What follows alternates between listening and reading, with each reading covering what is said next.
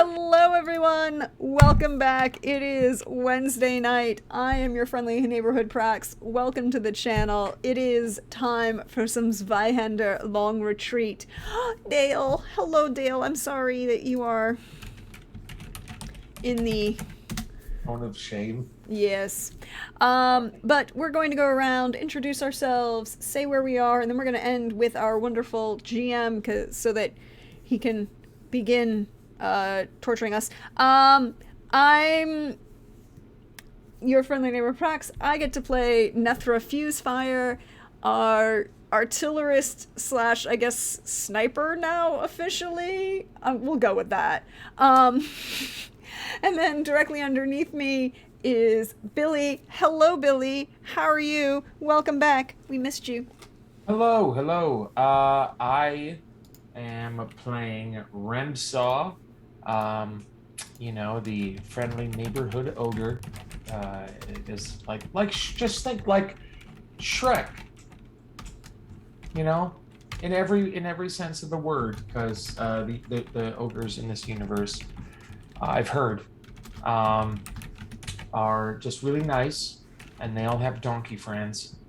Uh, and I'm really psyched to have a good and happy time doing happy things. Definitely not fighting anybody because that's not what we do here. um just kidding.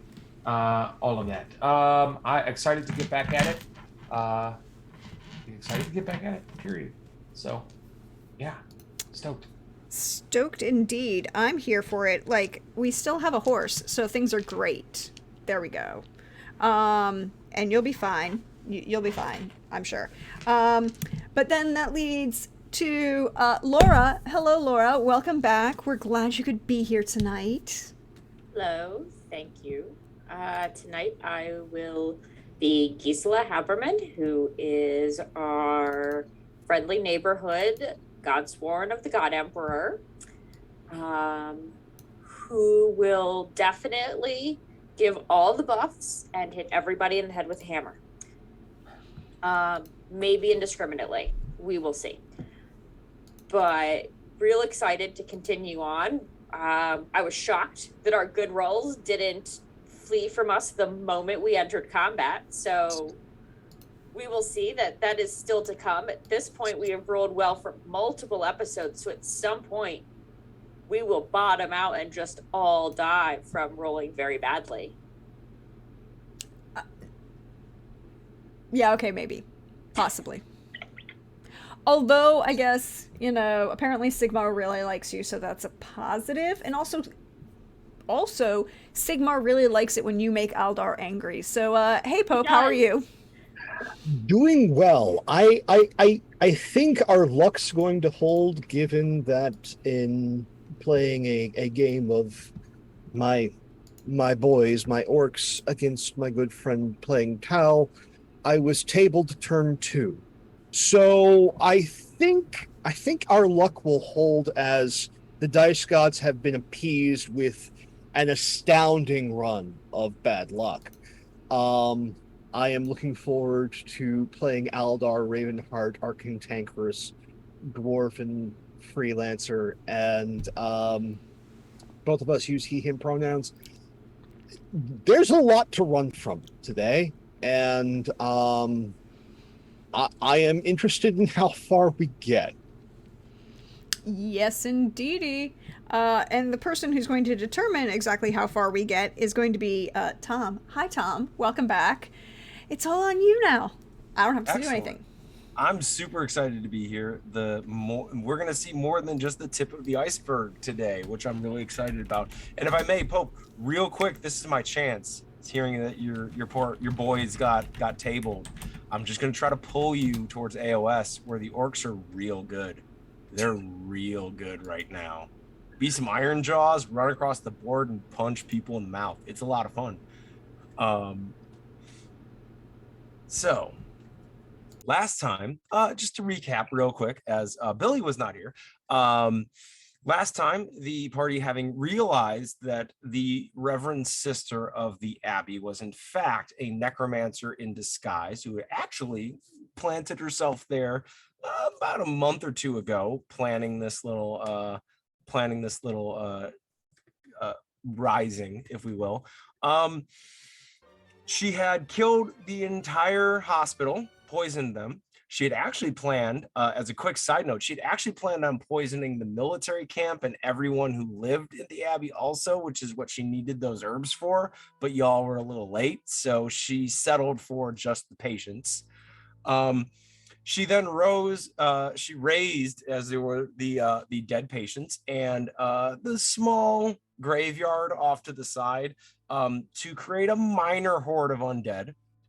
The party managed to escape the Abbey courtyard and flee back to the military camp, where they had already warned Captain Hartman about the possibility that some shenanigans were going on. The captain had already been rallying the troops, as you guys all found out on your little jaunt to the village, that the enemy army is on the move, and that there is a brewing conflict in about a month or so happening, and you were going to bring warning of that potential attack of the army of the north.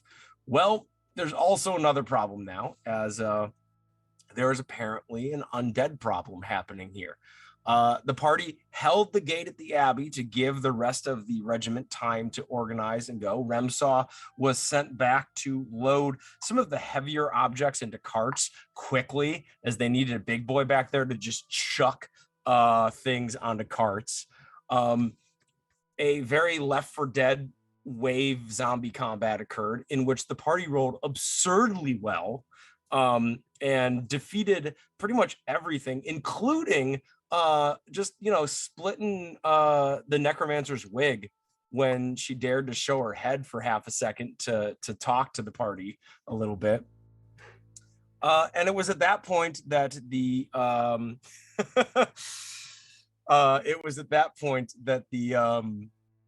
the captain was able to call retreat once a wall of zombies charged them. It was decided it was time to pull back. And actually, it was at that time that the sergeant major, whose name is escaping me at the moment, the sergeant major Helena, had informed the captain that the loading of the regiment was done, and that she had set up a gun line about 15 yards back. The zombies charged out as the necromancer died, a wave of necromantic energy being released when the ritual was disrupted by her death. And the party managed to fall back, and that's where we're going to pick up tonight, as the fire is beginning to consume the Abbey. The light of flames spilling out from the shattered stained glass windows. The waves of necromantic energy that were radiating out have faded, and is now just a dwindling vortex of purple etheric wind swirling around the burning Abbey, as it were. What is left of the Vermilion Spears is in the valley to the west, rallying after their recent clash with the risen dead. A gap is opened between you and the zombies, as their initial charge was somewhat stunted by a volley of gunfire, and their awkward movement began to come into play, and they seemingly have lost direction, starting to wander about the camp in no particular direction or search for anything. As you all have now opened up about 150 yards between you and the camp, with the captain checking, the captain is conversing with Sergeant Major Helena, and you have yourselves a chance to check in with each other as Remsaw comes into sight. It's just the four of you for a brief moment.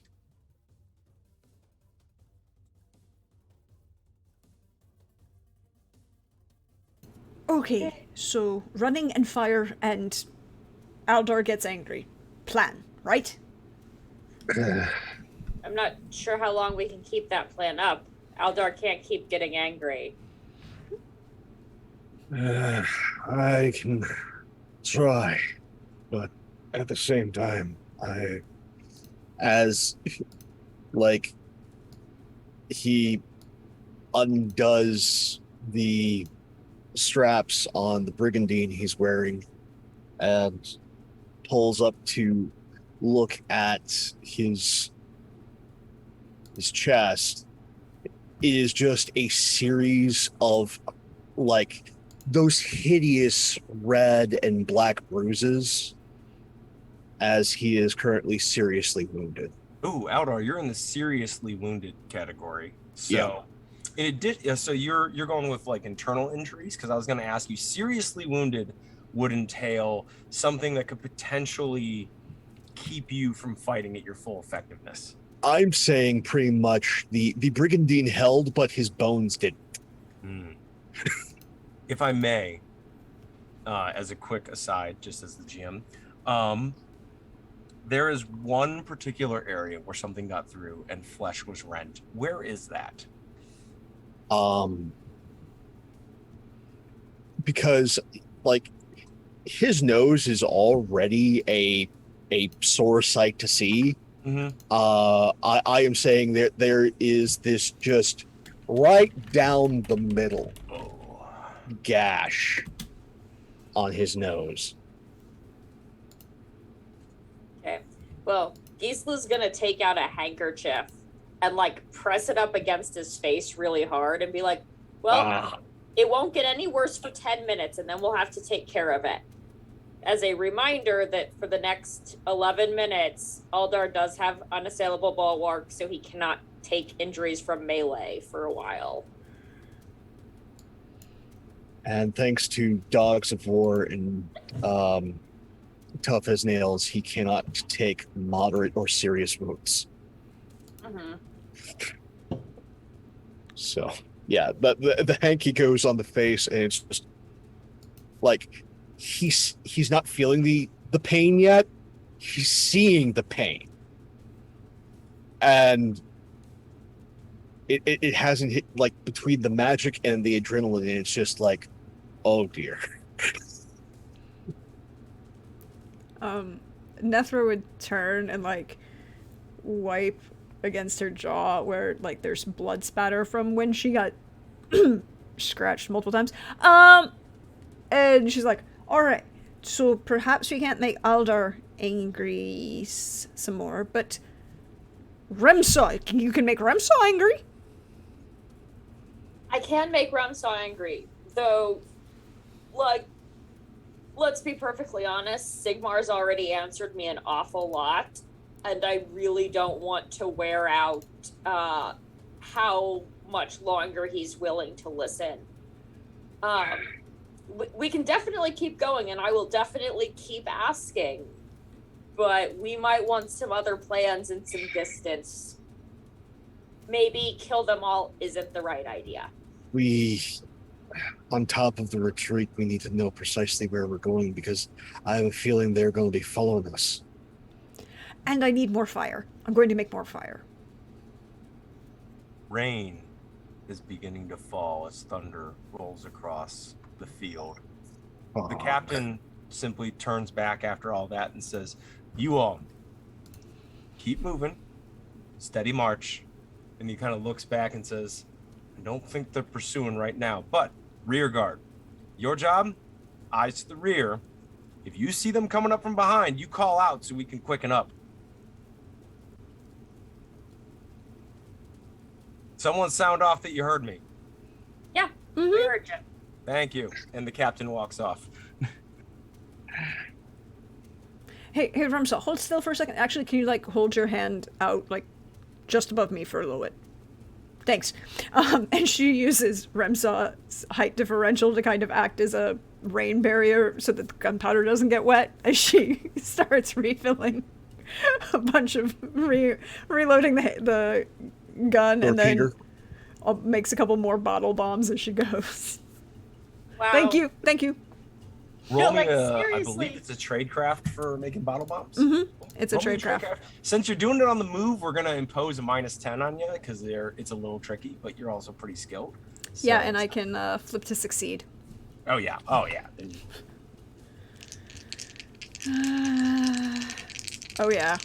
I don't think. and it's always considered a critical success, which is when you succeed, it's always considered a critical success, which is great because even if I didn't flip to succeed, it would be 21 under a 47. But if I flip nice. to succeed, it's All a 74. So, I'm gonna say that you successfully make it was a critical success. Yeah. I'm going to say that will count. You were doing I was making you do a standard with a subtraction. I'm gonna say it then counts as a challenging, so you get 3 bottle bombs. Thank you. All right. So as Nethra is continuing to work on that, what are the rest of you doing as the column is marching at a steady pace? The captain is clearly letting everyone catch their breath here.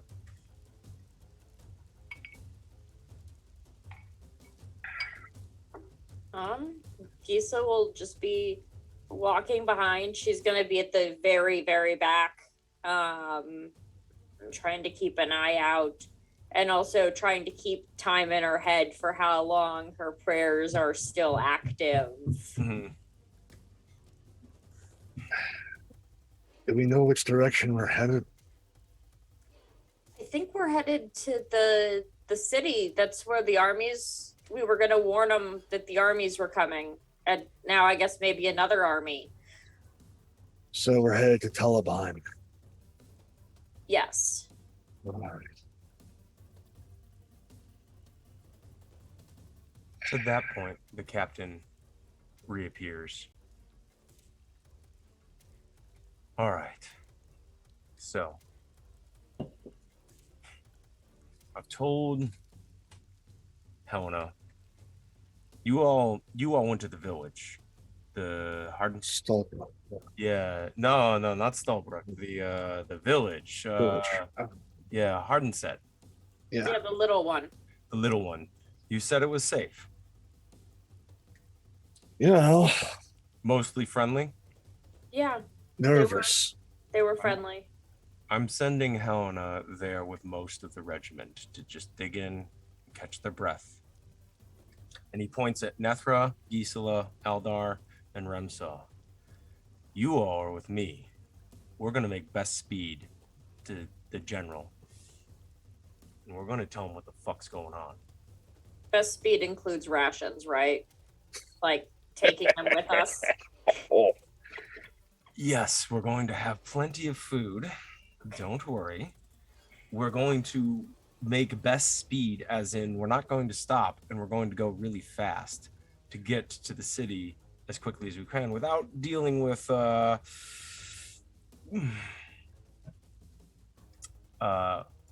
dealing with too many wounded or things like that. A large column moves slowly, you understand. I mean, so do carts, but yeah. So, That's why we're not taking one. but I just asked about supplies and you said we were taking them. Yeah. And that's a cart. No, grab some rations, get what you can carry, and we're gonna get moving here in a little bit. We're Just gonna mounted guns on the back of that cart for Nethra. No, we didn't mount them. I just put them there, and I can take them off really easy because I did that. But that's still Oh, upsetting. excellent. Yeah, they weren't permanently mounted. They were just They were placed there. permanently- Okay, that's good. General Vell needs warning about this force, about the Middenheim coming down from the north, and from whatever the points back the fuck that was. Also that it burns real well. And she kind of looks up from where she's making a couple more bombs and goes, "Oh fuck, do I have to give mine up to..." He said if you could carry them. No, I know, but they're not gonna have any. I'll give them 2. Hubert, you get 2, and if you miss, you're on your own.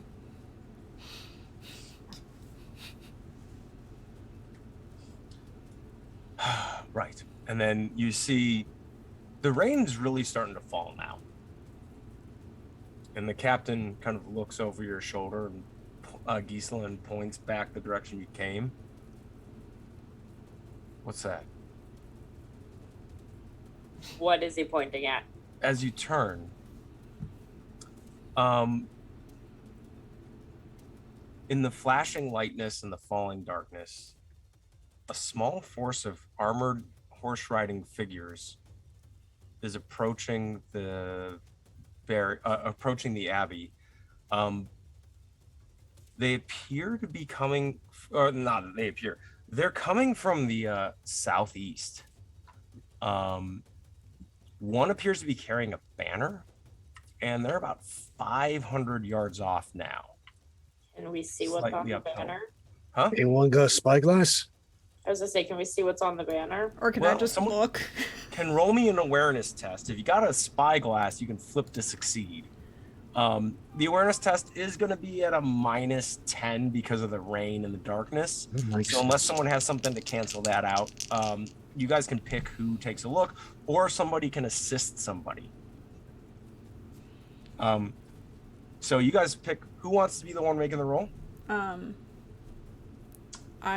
got that if we need to, but Yeah. I think Nethra's got the best awareness. Well- I will roll to assist her. Okay, so you roll D10. Nethra, roll your D100. 7. I'm no help. well, that's okay. I rolled an 8 You rolled an 8. under a 50. Under a 50. Very nice. The armor is ornate that they're wearing. It's a reddish color. Their horses are towering barded destriers. They're carrying large lances slung across their laps. They appear dressed and armed for battle. At the feet of the horses pad a pack of hunting dogs. The banner that's being flown, it's hard to make out in the rain, but in a flash of lightning, you perceive a black-winged dragon and a field of red framed by golden trim. It's the heraldry of Drazen Volskin, the red dragon of Castle Drakenhof, guardian of the roads to the east and the Drebekin, Imperial Elector Count of the southeastern edge of the Empire. Nethra, you succeeded on your test. We're going to assume that you are passingly familiar with the heraldry of the major Elector Counts. There's something different here. The dragon's foreclaws are supposed to be simply rampant, clawing the air, but instead they're grasping a chalice, which what appears to be red teardrops falling from it. And in the far distance, you can just barely make out hulking figures moving in a crouch on 4 legs, larger than the horses and the riders, moving very awkwardly. She's gonna describe all of this to Aldar and Gisela and Ramsa and be like, that don't look natural. I want to shoot that. Save your Maybe we just powder. run from it. Let them deal with the undead. Yeah, unless no, they're I joining think- the undead, because that looks creepy. I have a feeling that maybe there's been a bit of a coup. The captain just kind of looks and, what in the name of Sigmar are they doing here? Joining up with a member of their cult is what I would think. Eldar, Or roll me a Right. quick scrutinize test. Sorry, Gisela. Sure. 21 or 49. So, Nethra seeing all this, the riders led by an individual riding with a noble, upright posture. The banner bearer next to this person, they pay no mind to the wandering zombies. One rider appears to knock one down that draws a little too close to their path. 2 riders dismount and run into the abbey. They soon emerge carrying a body between them, the long robes of the body trailing down in between them. Aldar, the Count should not be this far north. He stayed largely out of this civil war. They seem very concerned with what's happening inside the alley, and yet they don't seem a bit Bothered by the undead. No, not at all.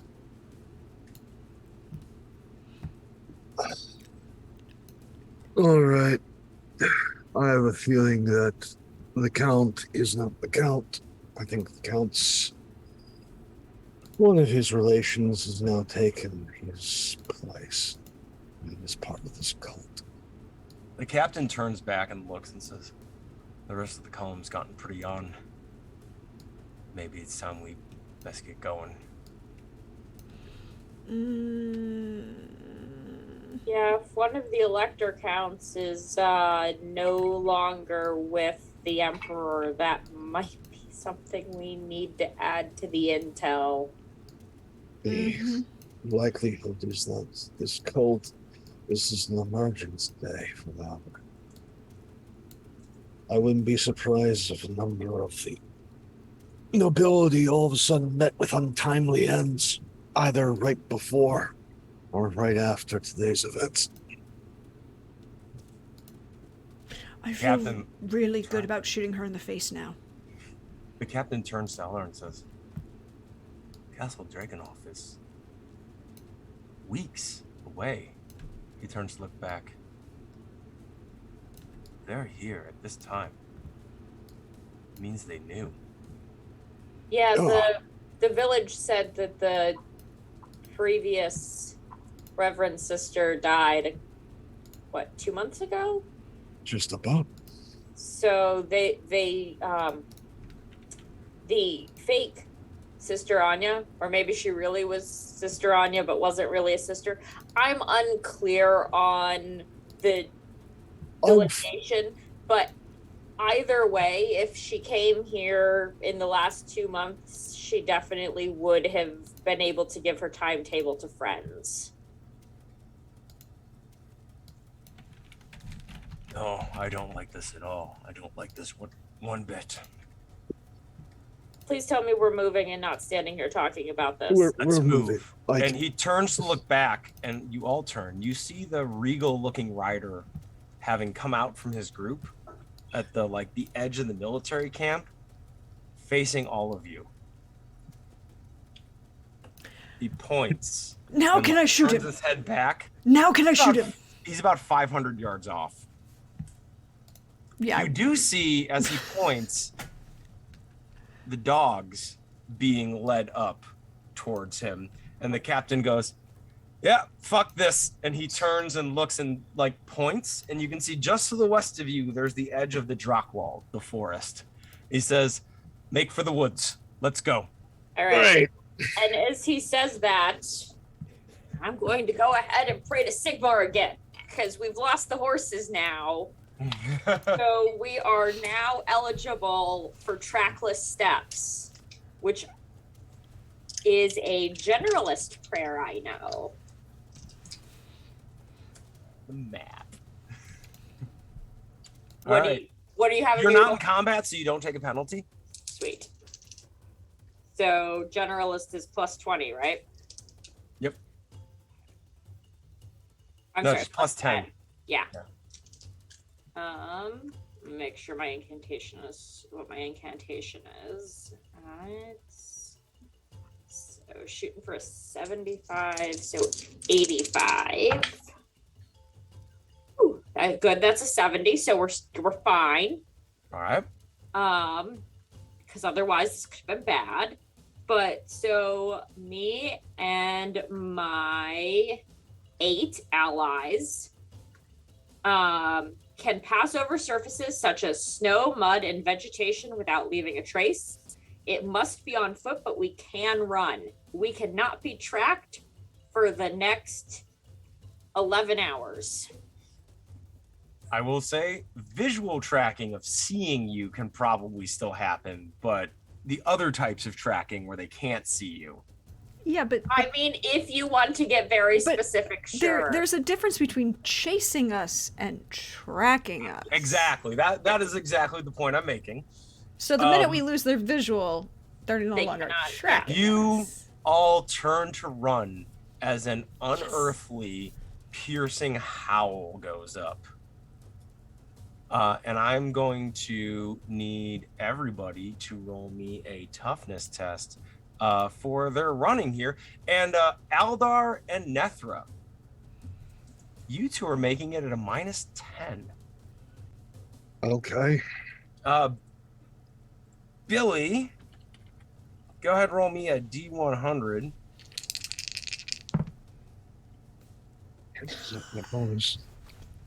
Oh, Billy does not have his headphones in yet.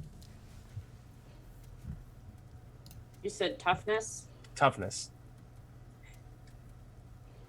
I get that's an 8, by the way. Nice. Under a 23 with that penalty. With an 8. 18 under 54. The rolls have been absurd. Okay, well, I officially failed with a 58 over a 42. And I'm going to go ahead and not use the re-roll because I think we're going to need it. I'm just going to keep the bad roll. All right. Damn it. Laura, take 1d10 plus 1 physical peril from running. Billy, roll me a D100. By the way, that would be a 6 and is almost half of my first threshold, so absolutely nothing. Yeah, you're fine. You would have had to beat a 17 for that to matter. A 17? Oh, Well, it's 11, and then I have a feat that means that it reduces 1. So if it does, But it's 1, it the goes back feat up to impervious 9. mind is mental peril, not physical peril. I actually have both. there's I Oh, have you room for oh. a physical. impervious mind. And Oh, I'm sorry. I didn't thinking. realize you have both. Billy, what did you roll? a 9. A 9. Okay. Everybody sprints with the captain as you break for the woods. You run to the woods. The yapping, barking hounds behind you. Something sounds fundamentally wrong about them as you run. The howling goes, but you all may now are into the woods.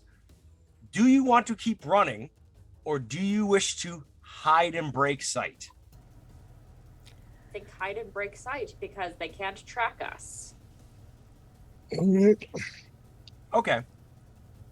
You may all roll me a stealth check, but because of Gisela's spell, you may flip to succeed. However, because of that, if there's one fail, they're gonna find the one fail. I'm glad about the flip to succeed because I rolled a 90, so that's a 9. Yep. Billy, roll me a D100. I'm good with a 36. I'm good with a 22. 53. 35, which I'm gonna say would succeed. Yeah. Even under a rough skill set, a 35 would succeed. Because it's an agility based. Yeah, and you would be Yeah. quite athletic, so Yeah. you're fine with that. So the rain is beginning to absolutely come down in torrents. Lightning is streaking the sky, thunder is rumbling. So I actually want to hear from each of you going around, starting with Nethra. Where does Nethra go to ground to hide? Nethra is of a shorter stature and does not do trees well. So she's going to go to ground literally in ground, find a culvert or a fallen log and go from there, because it doesn't matter how dark it gets to her, she can still have perfect blind sights. And she's just gonna dodge in and out and then around and underneath a tree and just kind of under something. Billy, where does Remshaw hide all of that? He puts all of that junk inside that trunk. Which means he leaps down to the ground into some leaves, maybe some shrubberies, and starts like seal crawling. So he's covered in dirt and wet leaves and pine needles, and he goes for a more earthy approach. Remshaw goes full ghillie suit and is just like, yeah. All right. Gisela, what does Gisela do to hide? Okay, so Gisela is a 5'10" human in full plate armor. So she is going to take a page from my daughter's stealth book and run to stand behind a tree and hold her amulet and go, "Oh God, Sigmar, please make it work." And just happen to pick a tree that is big enough. Yeah. Aldar, what does Aldar do to hide? Aldar, this is not the first time he has had to run from some sort of terrifying predator. So it's gather the cloak around oneself, hood nearly covering face, and run straight into a thicket of blackberry bushes. There If you they're go. coming to get me, they're going to have to go through all those thorns. The captain goes with the simplest solution. He finds a patch of low ground, he lies flat to the ground, and he doesn't fucking move. It's dark. Movement is the primary thing that gives you away. He just lays absolutely still. Now, but there's 4 of you right now. Well, 5 with the captain. Well, I want a PC to interact with this. So, it's Gisela. One of the hounds comes disturbingly close as it cuts by. And you get a brief look at it. Its canine snout is distended out. The skin looks thin and grayish. The eyes are empty. You can see a patch on its side where the skin is torn and there are exposed ribs. The entire thing looks drawn, all the skin sitting over bone as it goes running by. Fuck, they raised a dog. As you say that, In my head. Head. No. As you think that, my apologies. Like, I didn't say that loud enough they could hear me. You hear a little tiny noise at the bottom of this tree. You see a Gonna- squirrel. Imperceptibly look down. The squirrel is trying to climb the side of the tree. Is the squirrel dead? The lower half of the squirrel is missing. One eye is gone and rotted. Pieces of it are hanging out as it's clearly just recently reanimated as it's trying to go back to its daily routine. All of you in hiding and going to ground notice small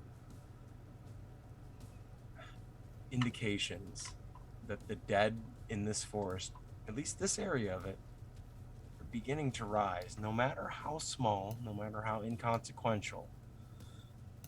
They have begun to live again, of sorts.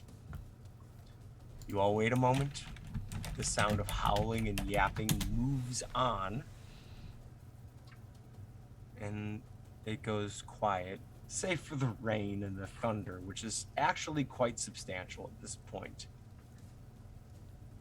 Can I crush the little half undead Yeah, please do. squirrel with my boot? I'm not happy with myself right now. Please Okay. crush that thing. Like, okay.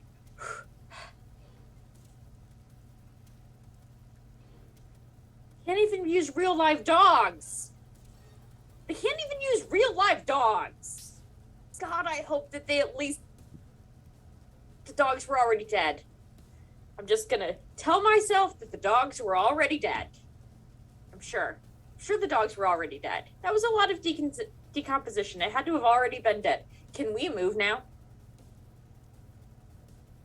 Captain is looking at horror at like a reanimated rabbit that has like a chunk taken out of it, and he just looks at these ones.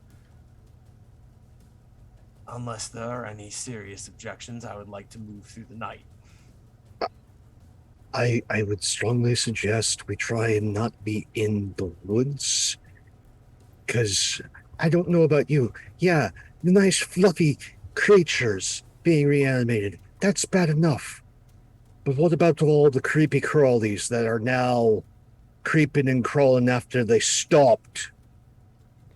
Let's stay in the woods and make some distance from whatever the hell that was. We can't be tracked, but if we're out in the open, they can totally see us. We're not invisible. Right. Can we burn it? Can we burn it all? I'm sure I The can burn it. woods?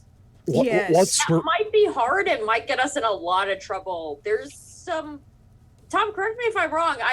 We know that there are rumors that there is some serious old serious powerful shit in these woods that might be upset if we burned it. Roll me a folklore test. Anybody? So you guys can determine. Someone can roll me a folklore test, and then someone can roll assist. I am rolling a folklore. I will assist. All right, roll me that D10, Pope. 1. Ooh. Well, I had succeeded with the 54 by 1 point, but I will take the 1 and go with the 14. The Drakkwald is a massive forest that spans a huge swath of the Empire. While it doesn't quite have the same reputation as the Damarong in the northern part of it, the Drakkwald, many people live on the edges and within the shallow parts of the forest. The deep forest is one of the darkest, most unexplored places in the Empire. It is often the source in the southern part of the Empire of Grendel hordes sworn to abyssal powers that go raiding. And as a result, it is assumed that the Drakkwald is a focus of abyssal and chaotic power in the Empire, one of the great bastions, as it were. However, this is only partially true, as Gisela and Aldar have been able to put together. This was actually likely the site of a Fae and chaotic struggle, as the Summer Court of the Fae once held strongholds here. They were pushed out a long time ago, but there are still some Fae that hold here, some chaotic elements that hold here, and as a result, the deep forest is a dangerous and unpredictable place where all manner of beast and horror reside, either of a Fae or chaotic nature. However, the outer forest is an acceptable level of danger for this world, for people to exist. Acceptable, yeah. Where demons pop out of like places where people like, do the wrong stuff too hard. It's like, it's fine. Just hope you're not in the path of the Grendel horde that comes out. Again, not quite the Winter Court stronghold that the Damarong is in the northern part of the Empire. The Drakkwald still is pretty, it has a pretty nasty, but slightly more random reputation. Yeah. So while burning the forest might kill the dead that are here, there might be bigger things that notice and are unhappy with it, and maybe we don't want them to know we're here. Fine. We burned the forest after we informed the general. We burned all of it, and then we burned again. Forest. I do not understand humanity's love of wood. Humanity loves the Fae not coming out of the wood and killing us all for burning their forest. Yeah. As a quick note, Aldar, you are screaming for my world. You at some point you came from the Darmor, the mountain holds of the north, and you made your way down here. It's just the traditional dwarven values and just burn the whole wood. Big Darmor energy. I support that's this. gonna get us in a lot more trouble than we really want to deal with. Okay.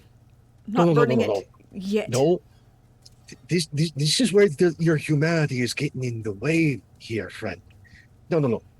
You cause a big enough problem that you have one problem collide with another, and they become each other's problems, and you keep running. The captain kind of looks at all. He says, "That's all well and good, but we're gonna move the fuck out. Does anyone know where the hell we are? Yep. And I need Give me a sec. Yes, I do. somebody to roll me a navigation roll. Not it. I can do that one. All right. Look, Nethra is probably the best equipped Nethra, at this roll one. me a navigation roll. It is dark and raining. I'm gonna say it's a -10. Yeah, but I don't have a problem with sight. Oh, I have the dwarvish They're cave that sight. dwarf. yeah, you're that dwarf. All right, then no, you don't have a -10. I love it. Yeah, I'm that dwarf, and I rolled a 57 under a 68. All right, it 62, takes so. you a moment. It takes you a minute. Mhm. You are able to find west, slightly trending north, which is what the captain wanted. Mhm. Eventually, it takes you like maybe 15 minutes. How does Nethra go about that in the dark and the rain and all that? I think she would actually like just close her eyes because it's that level of there's just enough light that it could be slightly disoriented. So she takes a minute, reorients where she was and where everybody else was, smells the still burning fire that she lit in the abbey, reuses that as her orientation point to the east, and then goes that way. All right. Now, I'm going to need someone to actually pick out the route, like which way to go. This is going to be a survival check. Nethra has already contributed. So Nethra is set. I need someone else to make the survival check to move forward. Sure. Let's do that. Can I help you? Or is this one of those where we're going to need too many people to roll and I shouldn't? There's going to be use 3 my- total checks here. The next one is going to be scout, and they're going to have to stealth ahead. Let me take the survival. Yeah, well. Okay, I'm not going to be better at stealthing, but if you don't want help, go for it. The scout's going to be the tough one for this group. It's okay. 6. 6. All right. Well, you all are going to be very happy on the other end of this, as Aldar is able to, in the dark, pick out a incredibly easy to travel path, which is not something one would think, but it's also still the light, like the outer edges of the Drakwold, as you all have a very easy time picking your path. Very like nobody trips over any roots, turns any ankles, anything in that particular aspect. Now, somebody is going to need to gently scout ahead to make sure you're not running into the still howling and barking hunting dogs. You can hear off in the distance. They don't seem really close, but to make sure you don't run into anything like that. Between Gisela and Remsaw, who would like to roll the stealth check? I actually think, yeah, Remsaw probably makes more sense. Roll me a D100. 77. Oh no, no. that's a crit fail, which means you cannot use a point, a fortune point to unroll that. So, Mhm. you know, if I get chased by something, what if they just don't know I'm affiliated with anybody and I just die? Oh no, Remshaw, so he. Aldar's done a lot of good for me. Can't draw him back to him. Oh, sorry, I was checking chat. All right, so you all make your way for about 2-3 hours through the dark, hearing howling, hearing barking. the hounds that have been sent after you are incredibly relentless. They don't appear to be giving up. They appear to be scouring the woods quite efficiently as you're all moving. The captain is clearly getting quite nervous. Remshaw, you move out a bit, like out to the side, and actually and you come across a slight drop in the ground in a creek. And it's not expected. It's a little dark. You stumble into the creek and make a splashing noise. And as you make that splashing noise, you see at the top of the creek, one of the creatures, the dogs, at the top of it turn and look directly at you. And actually, Remshaw, real quick, I know we have a bit of a situation with your character sheet. Mm-hmm. If you would, hold on, I'm finding the page in the core rules. There's on page 531, there's an ogre fighter creature thing. And let's just use that. Let's use that skill block, stat block for you right now until we find. I have my stats on a doc, but I don't have anything that is derived from the stats. Oh, you have the base stats. Yeah. Okay. You were a level 1 character, so that won't be too rough. Okay, that's workable then. Because you have a stat you have a dot in simple melee, and you're using a simple melee weapon, is what I recall. Yeah, so that'll be fine for this. As we're gonna start with you and this creature, and then the other party will be able to catch up in a moment. Remsa, what is your agility modifier? Or agility modifier. Your agility bonus. Sorry, I'm thinking D for a second there. So the tens place of your agility. Yeah, the tens place of your agility. 4. 4. All right, roll me a D10. Add 4. No, it's technically you add 4 plus 3 because that's yeah, add 7. My bad. You're right. 73. No, just roll a D10 and add 1D10. Okay. Yeah. D10 add 7. All right. That is a 15. 15. You by 1 do not act first, as I rolled a 16. Okay. Excellent. This creature is going to lunge at you, as it's going to try to chomp down on you. It's not going to howl and call for help. It is going right at you in a frenzy, it seems like. So it is going to spend 2 AP to charge, which gives it the flip to succeed on its next attack.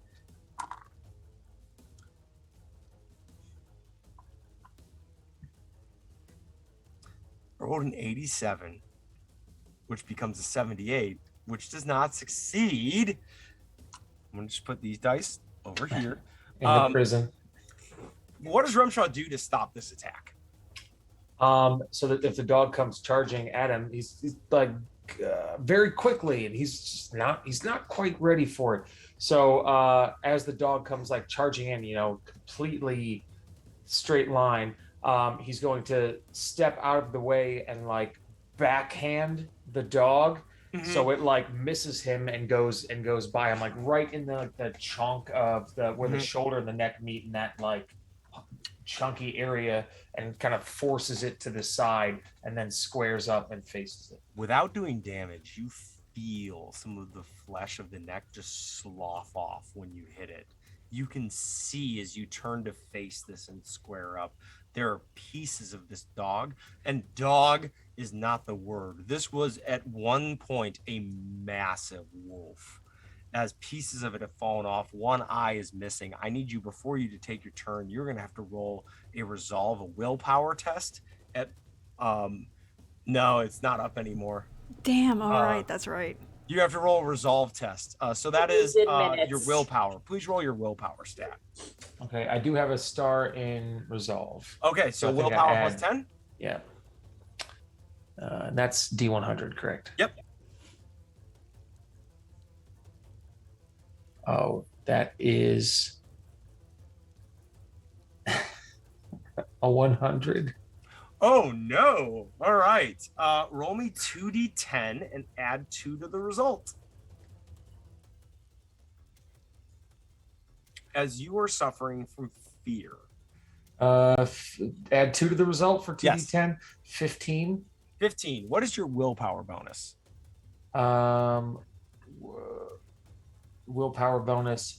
There's no. It is. So that's the tens of Yep. willpower. 4. 4 plus 3. So your peril threshold is 7. Okay. Happily, 15 is your second threshold. So you are now imperiled. It does not impact you, but you have dropped 1 level on your peril threshold. This one doesn't hurt you, but you feel a ping of fear staring at this thing, but you are still able to act. What would you like to do?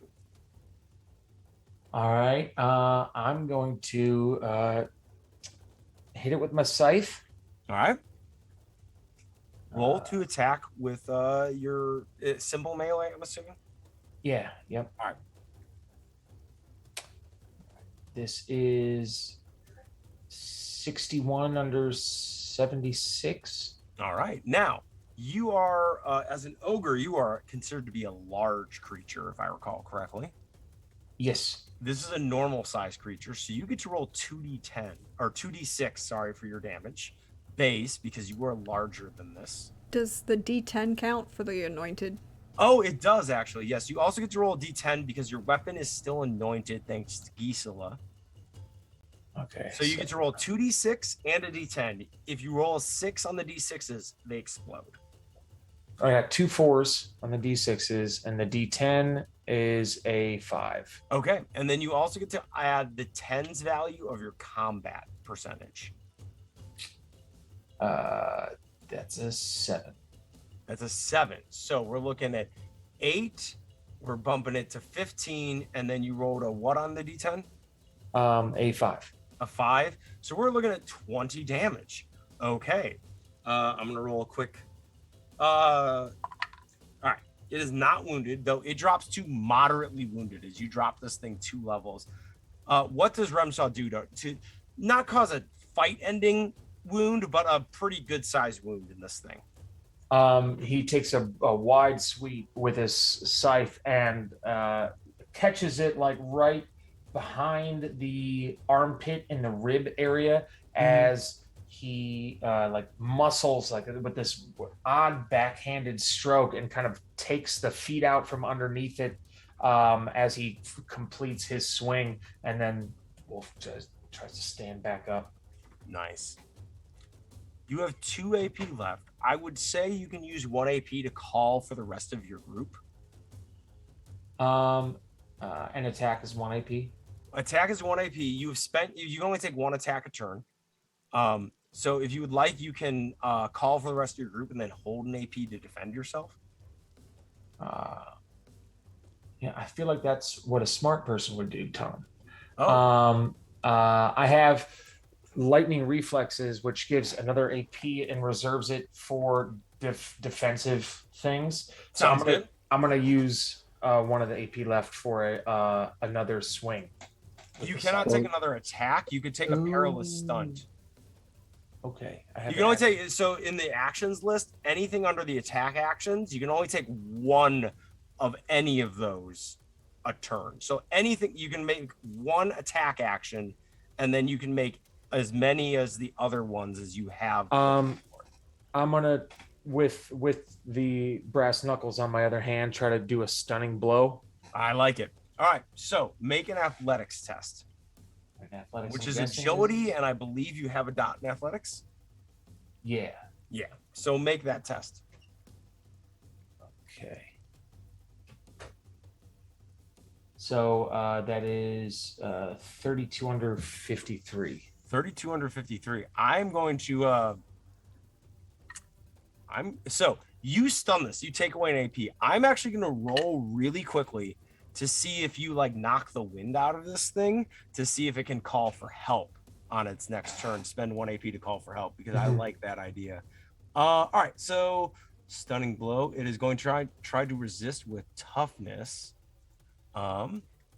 It's got a 50% in toughness. I rolled a 44, a critical success. So it loses an AP, but it can still call for help. All right. You have 1 AP left. Would you like to call for the rest of your group? Sure. Yeah, that sounds like what a smart person would do. What does Remshaw do? Ah! The rest of you hear that in your formation. The captain just kind of indicates, go check it out. I'm going to let you all arrive into the next combat, or into the next round of combat after Remshaw. So if you all want to roll an initiative and sort your own order out in chat, we'll do that. While the creature only has 2 AP left, is going to howl at the top of its lungs, and then it's going to try to bite at Remshaw again. That is going to hit with a 41. You have that AP if you want to try to parry. Yep. I use a variant rule where we do success levels. So I had 2 success levels. Whoever has most success levels wins this interaction. So roll your simple melee, and then how far under it do you roll?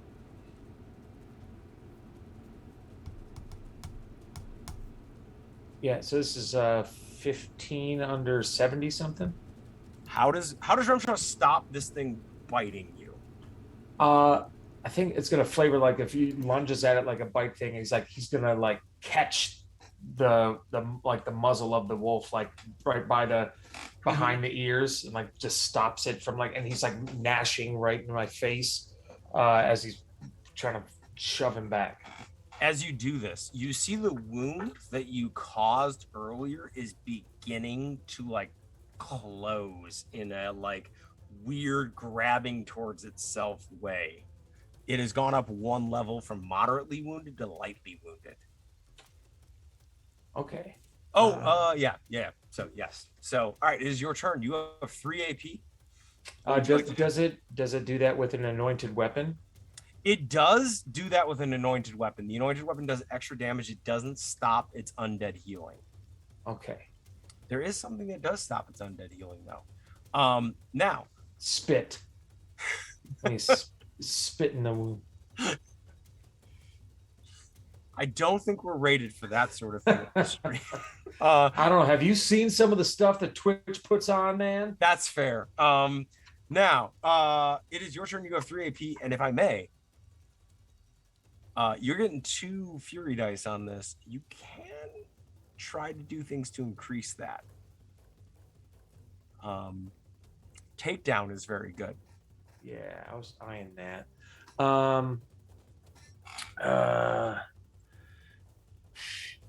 Yeah, I'm gonna open with a takedown.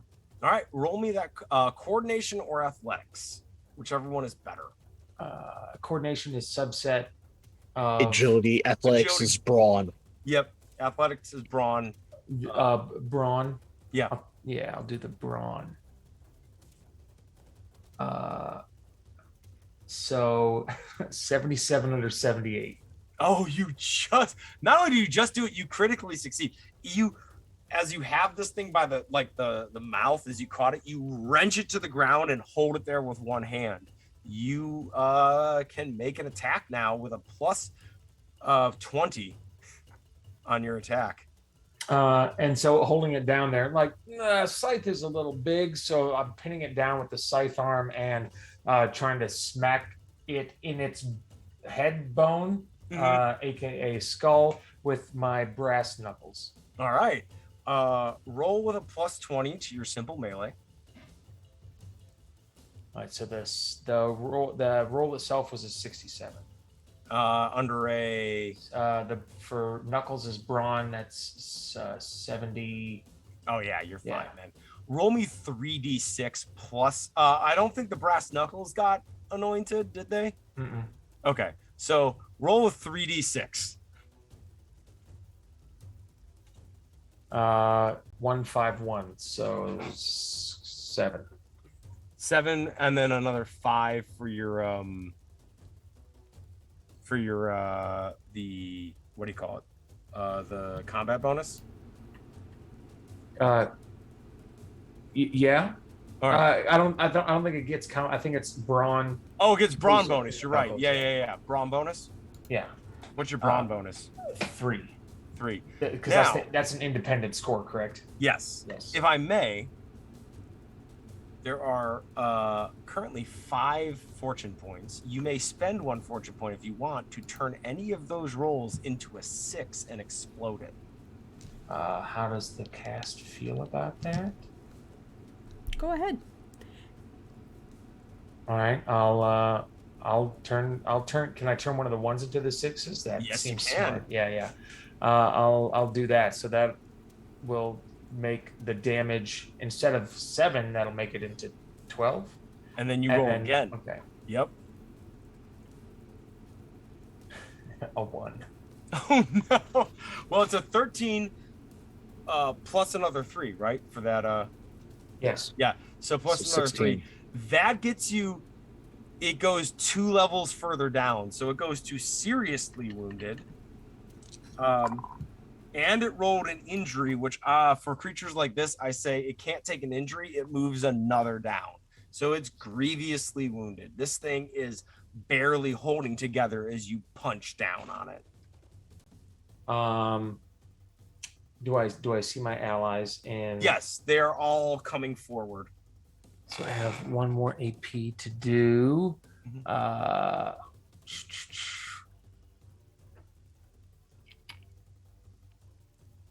Could hold that to parry. Yeah, I've got a point specifically for that in lightning reflexes. Oh, that's Um, right. That's a good talent. It's a I good forgot about talent. that It's a talent. real good It's talent. a good talent. While he's making his Laura, how long does the no tracking thing last? 11 hours. Nice. So it's been like 2. Huh? It's been like 2 hours. And Anointed also lasted 11 hours, but from where I cast it right before we got into the camp. So Okay, nice. Well, it's still real good. Like, no, absolutely. I'm gonna need you to help me keep track of that one a little bit.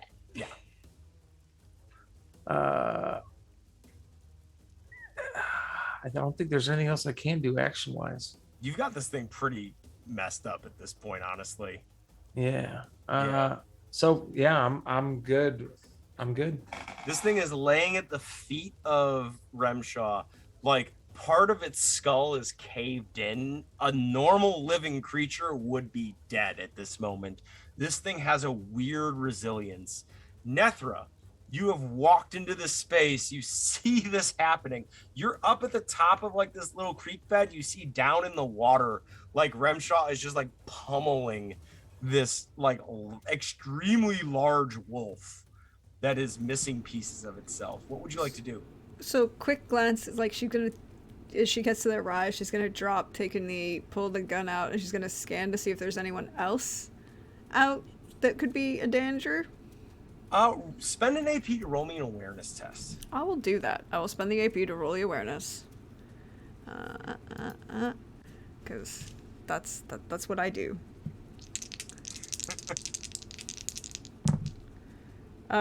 So I rolled an 23 under a 50. 50. All right.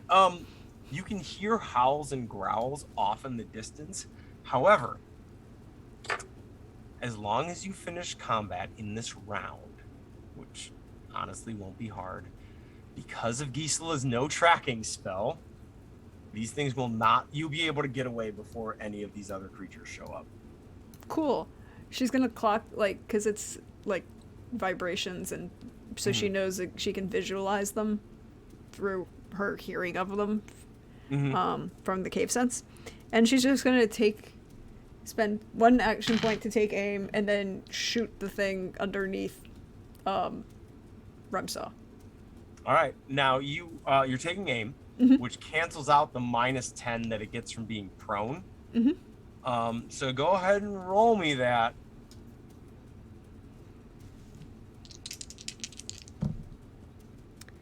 So that is that's a high roll, but it's still a 55 under a 62. All right, roll me damage.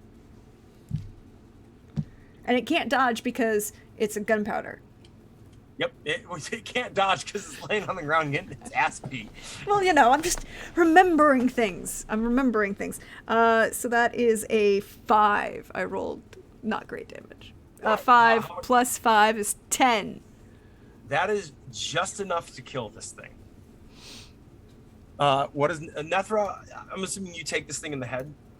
Yeah, it's just probably going to literally is this drops, takes the knee, pulls the handgun, scans, clocks from the audio where the others are coming, sees Remsaw holding it down with the scythe, and then pulling, and it's that moment of Remsaw pulls back with the brass knuckles to cave its head in a second time, and the gunshot just goes right, and we follow the bullet just right underneath his fist into the skull to shatter it.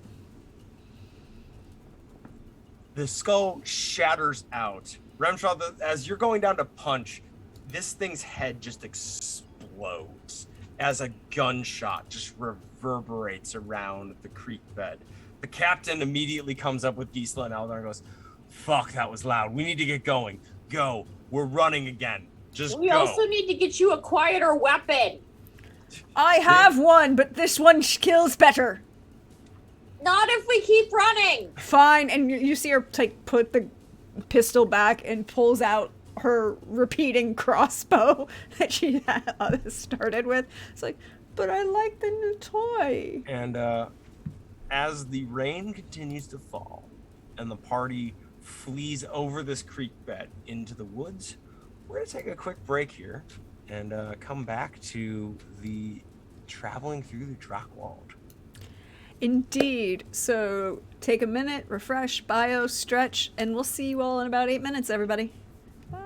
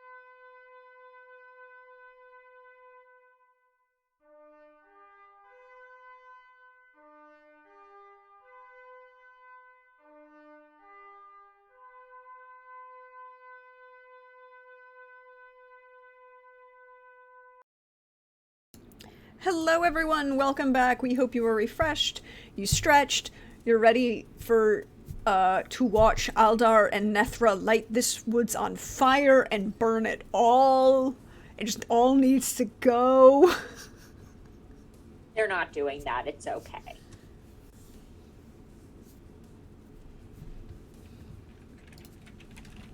Now, we left off with you guys running into the woods, very end of Fellowship of the Ring style. You were gonna push through most of the night.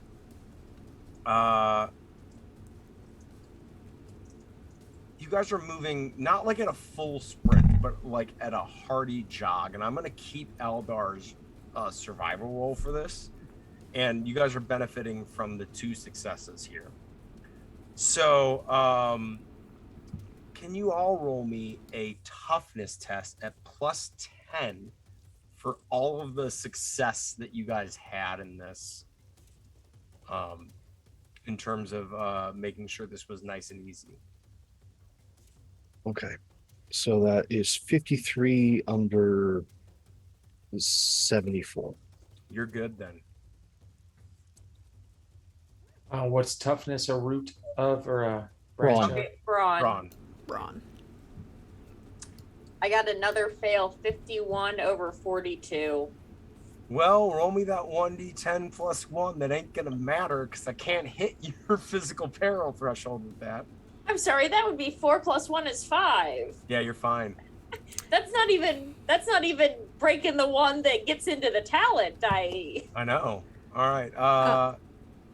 Yeah, I also failed with 52 over 33. Roll me 1d10 plus 1. That's a 2. That's a 2. So 3, you do not exceed your peril threshold unless it's like literally impossible because it's No, willpower plus 3. My peril threshold is still an 8. Yeah, you're fine.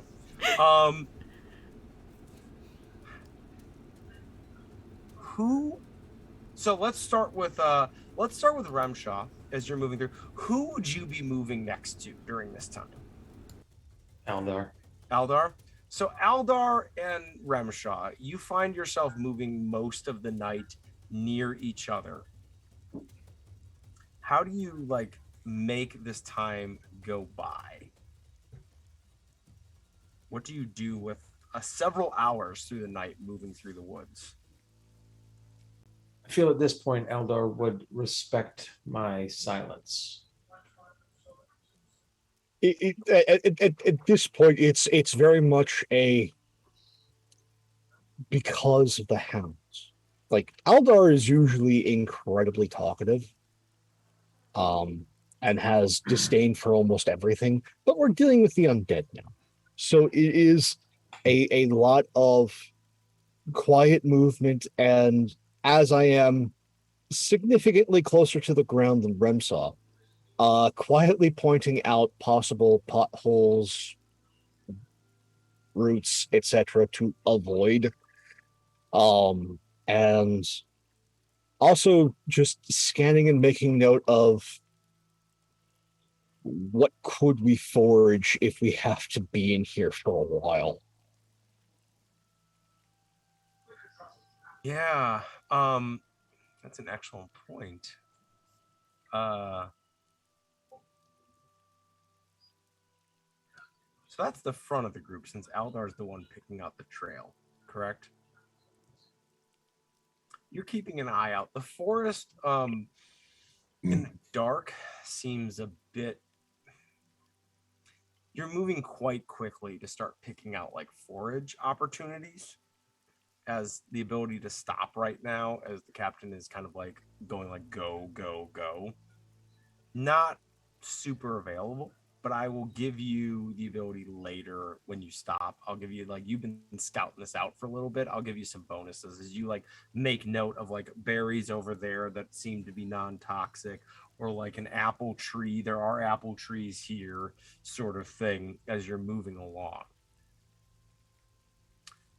Towards the center or back of the fourth nation, Nethra and Gisela, you two find yourself at the back, moving at like a light jog for the rest of the night, basically. Okay, side note, I just have to love the image that there's Aldar and Remsaw keeping stride with each other. Sorry about your hips, Aldar.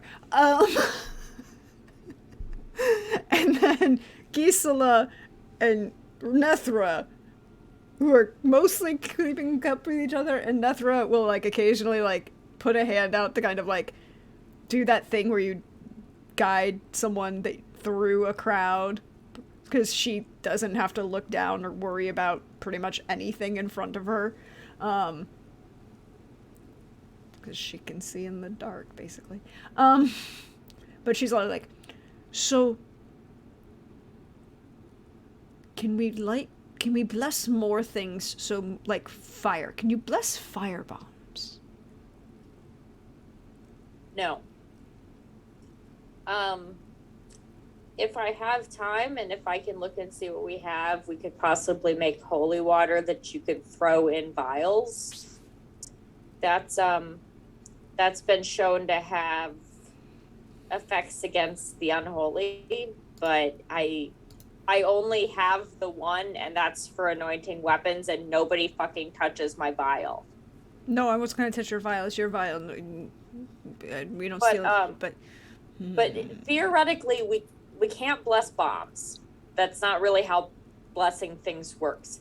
But I haven't done it in a really long time. Like, I haven't made holy water in a very long time. Mostly the head of the abbey just had it there. But, like, theoretically, I know how to do it.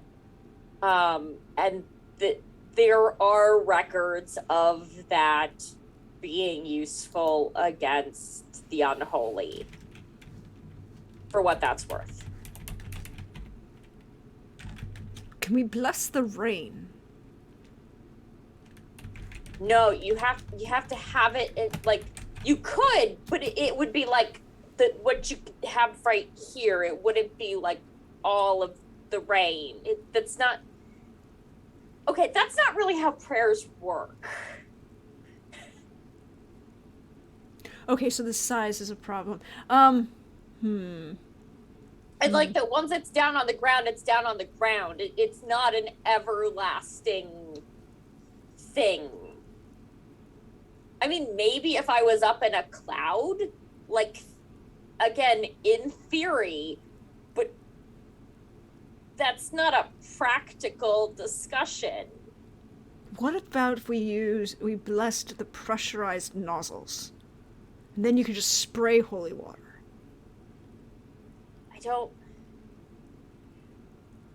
I don't think that's how that works. Holy water's different than anointing a weapon, and because when you anoint the weapon, you put the holy water on it and you put it inside of it so that when the ammunition goes out, it takes part of the blessing with it. But yeah, so you bless the inside of the nozzle, and then it'll perpetuate the blessing on the water that's coming out of it. That's not how. That's a different thing. They're different. I'll figure this out. Okay.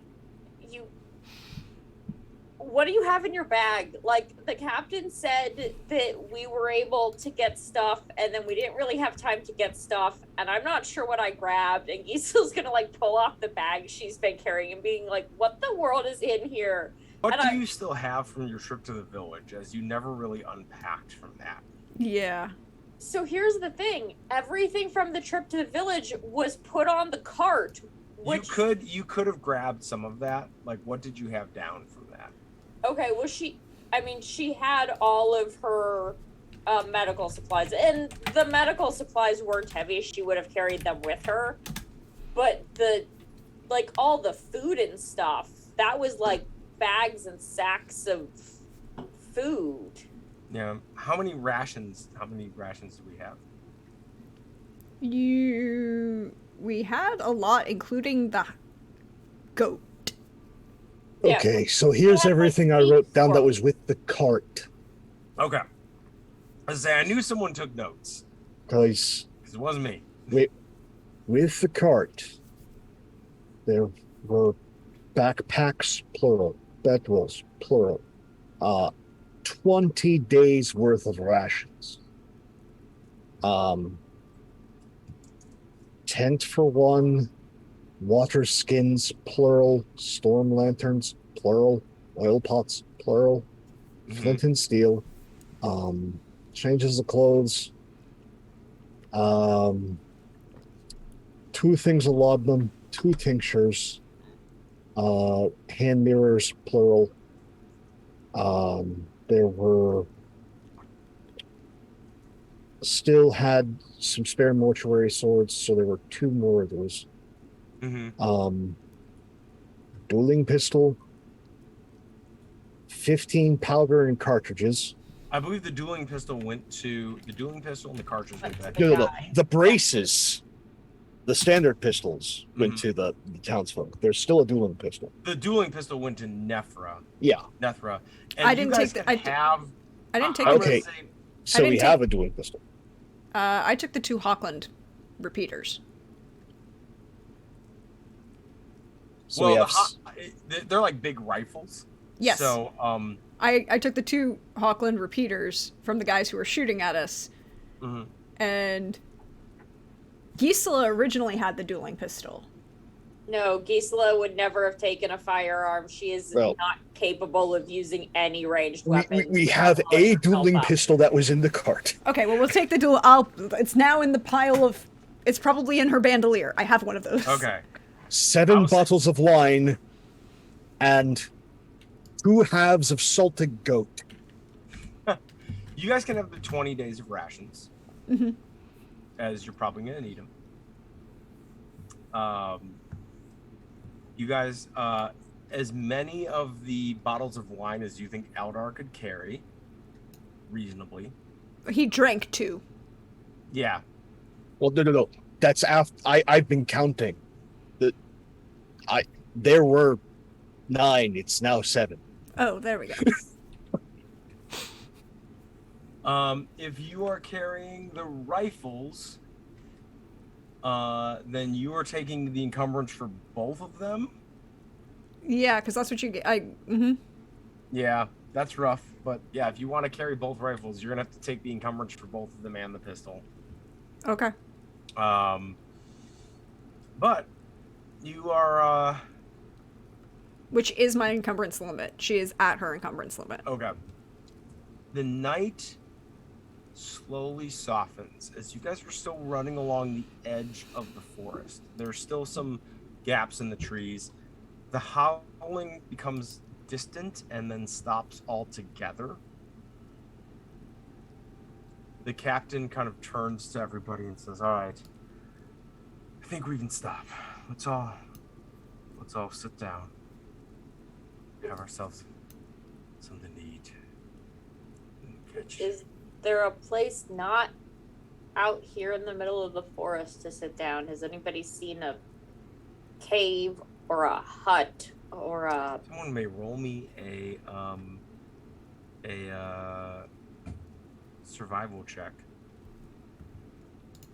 Look, if you're looking for a specific, like a cave or a hut or something like that, over just like a safe patch. Are you looking for like a Defensible position. I am looking for a defensible position with a roof over our heads so we're not getting rained on. Or Okay. I am asking someone if they have looked for that. I'm going to put that at a -20.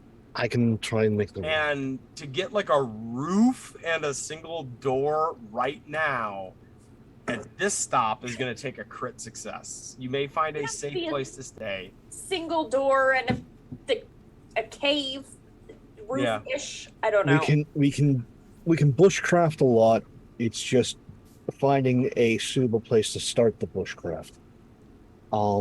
And so you said -20. Yep. Which would put me at a 29. And that is a 27. So You were able to find a hill with a little bit of an overhang that will get the rain off you. You'll be able to comfortably take a break. However, defensibility, it's mostly hidden. It's not the most defensible position, but it's fairly well hidden. You'd feel fairly safe sleeping here. There's very specific priorities. First thing is to get, since there is a dry spot, clear it off. Make sure there's nothing that can spread. Gather some stones. Build a fire. I got you that one. Okay.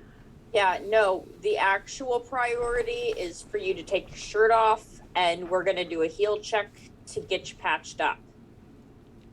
You can do that as the fire is burning and cooking stuff. I'm going to Nethra's getting the gather fire. materials. Nethra was getting the fire. She said she had it.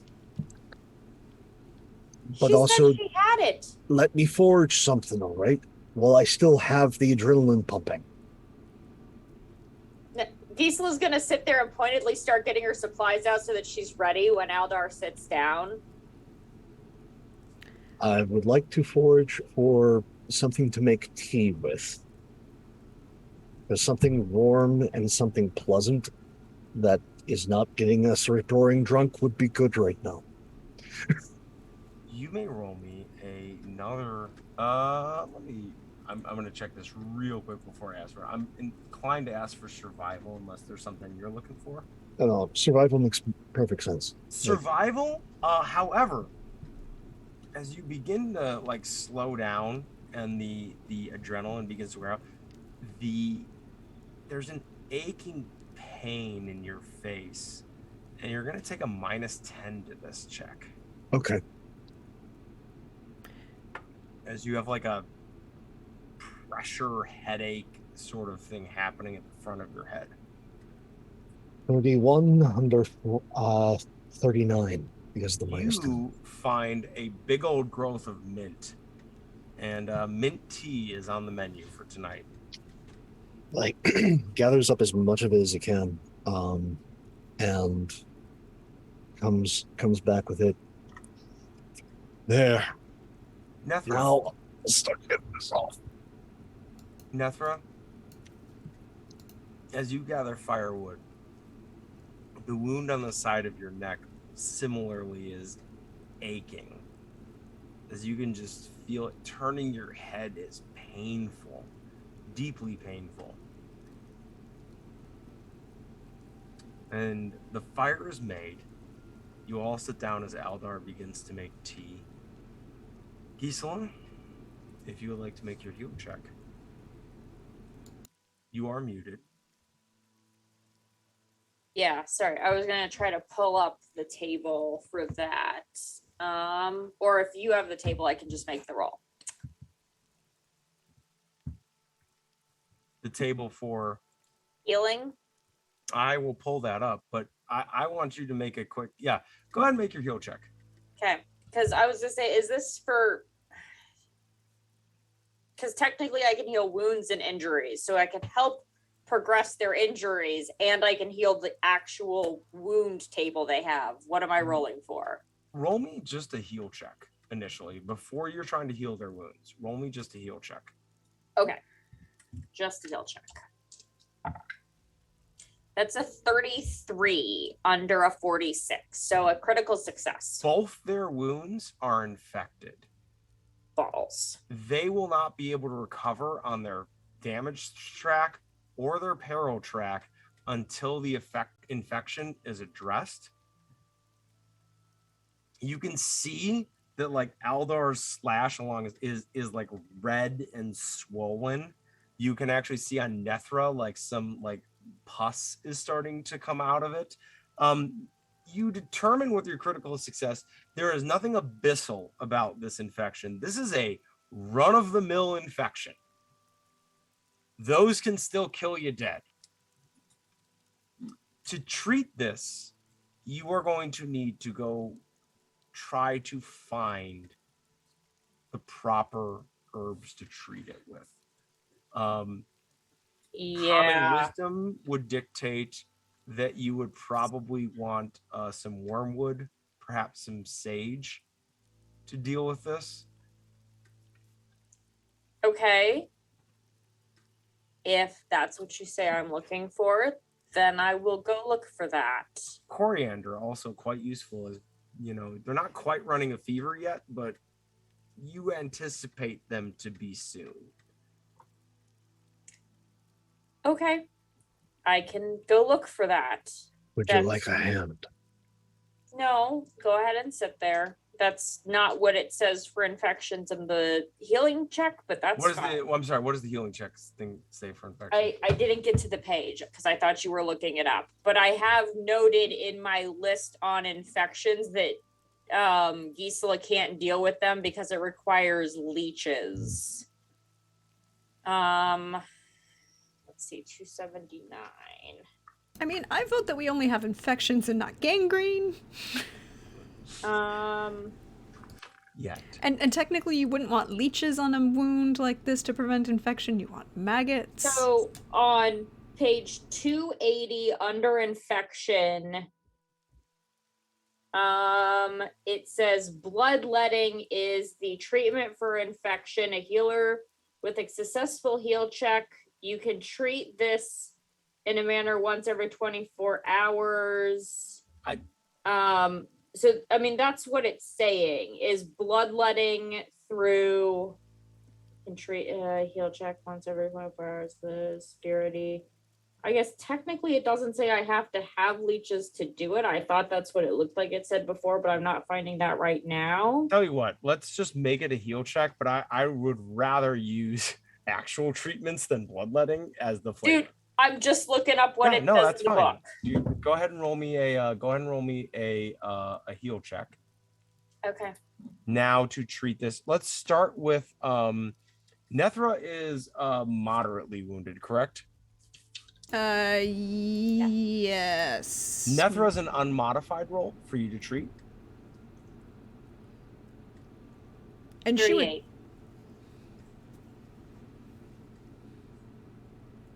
38. Yep. Under 56. Okay. You are able to find the proper herbs and apply the proper treatment to Nethra. At the end of the night, Nethra's infection will be cleared. Aldar's appears to be slightly more advanced, and I need you to roll with a -10 modifier. Yeah, that I failed on. Okay. I got a 63. I'm gonna go ahead and that's what I want to use the reroll on. Good call. There we're good with a 32. Aldar's requires maggots to get some of the dead flesh out of it. So Eldar has the very nice affectation of a few maggots applied to the wound. I'm sure for Eldar, that's not bringing back any terrible memories.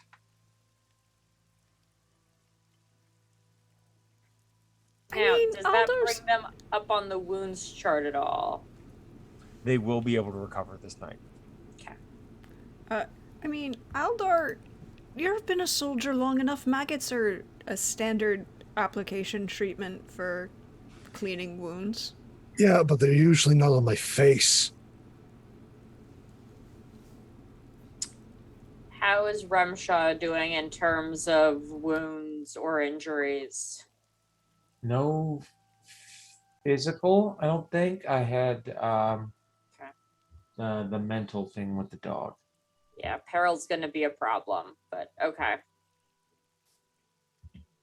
If it gets bad, because she's going around checking everybody, so she's going to tell Rumshaw. If it gets bad, I have some smelling salts. They're not great for you, but they'll get your brain back in your head for a little bit and knock that down, but let's not do it too often. I also don't have a ton of them. But let me know if you need them. He'll gesture in thanks and appreciation. Now, in mechanics news, I have Die Hard, which means it takes 3 days less for me to heal something. That is actually a good point because we have Nethra and Aldar still have lasting injuries from the previous battle. And I have nerves of steel, which means I can actually regain stuff whilst resting in a not quite safe or pleasant area. Yeah, this would not qualify as a safe place. So to regain peril threshold, you need to be resting in a safe area. This is not a safe area. This is a moderately like you feel okay sleeping. However, thanks to Gisela, Nethra and Eldar will be able to recover a track on their damage track. Threshold. Damage track. Okay. Assuming you all sleep through the night nicely. Do you have a watch set in place? Sure, so I don't crush my maggoty friends, let me take first watch. All right. So Aldar will be taking first. Who will Aldar be waking up? I'll take the. Go ahead if you really want it. No, Nethra was just gonna say she's gonna take. She would take full dark because she doesn't need. If the fire goes out, it's not a problem for her. She doesn't have to worry about that. Mm-hmm. Well, I'll take last watch and wake up early in the morning and use that time to start trying to bless some holy water. I'm gonna take a bucket or a pail or a bag or something and try to catch rainwater so that we actually have water Nethra to bless will without using drinking water. Nethra will take out her flask, which is unfortunately empty because she finished it before we left in the abbey, and she's gonna rig a drain setup for you. Yeah. So Here. any empty containers we have, let's try to set up to catch rainwater in the night, and in the morning, Gisela will attempt to bless whatever we got. Roll me a trade craft real quick to the construct rain catchers, Nethra. I can do that. And that's a 6. All right, roll me a d6. That's a 6. You Okay. successfully construct 6 rain catchers with different vessels that you have.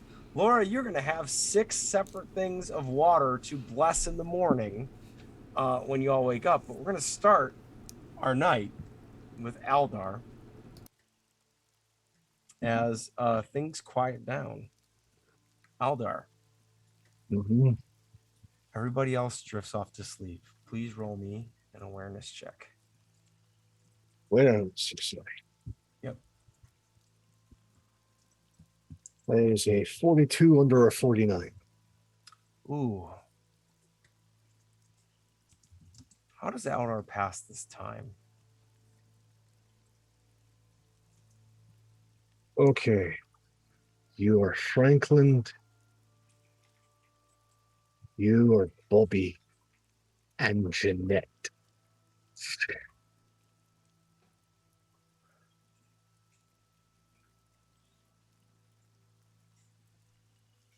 I need you to do your little, feedings there, friends, and then fuck right there off.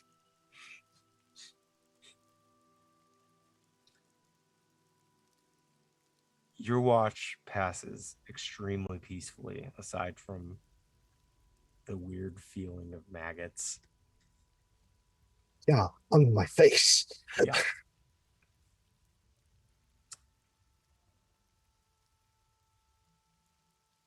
Yeah, no, it is a lot of making friends and talking to the maggots in the night, because that's where we're at in this world. All right. I think it's time. That's wakey.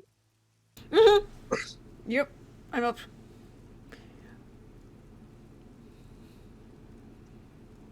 Nethra, roll me an awareness test.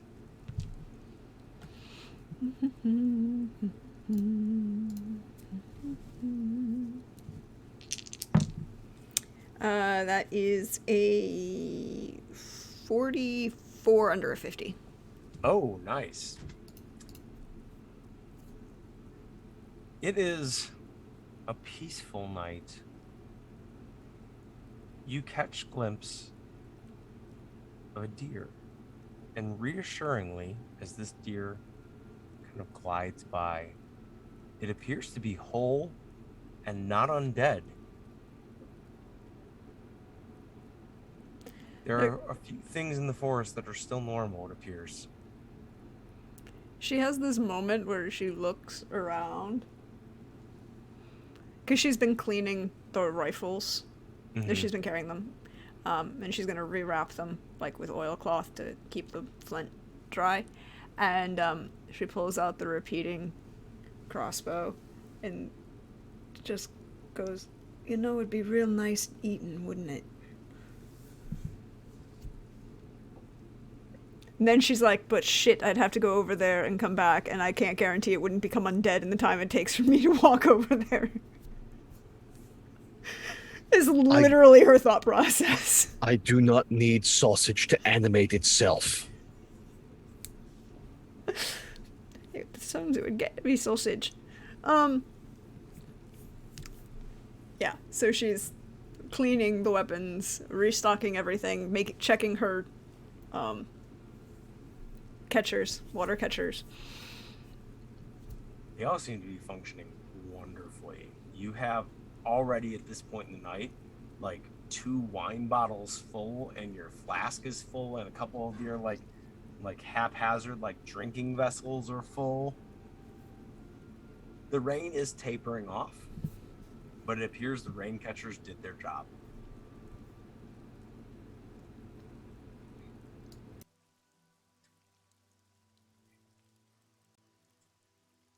Gisela. Gisela's going last. Remshaw's going next. Oh, did we? Yeah, we have Remshaw on there. Okay, Remshaw. Sorry. Roll me that awareness test as you are shook and awake.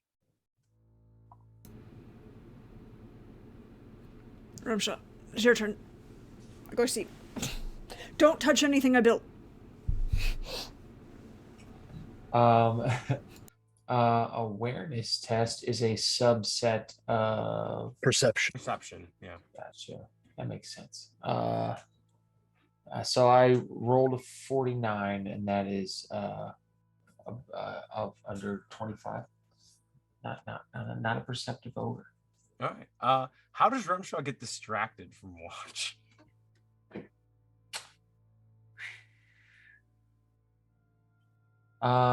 Playing tic-tac-toe with himself in the dirt with a stick.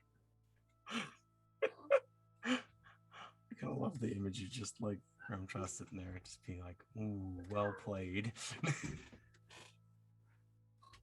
So, Billy, it's how many resolved games are there, and how many stalemates are there? I'm around the entirety of our campsite. There's like a column of my losses and a column of my wins.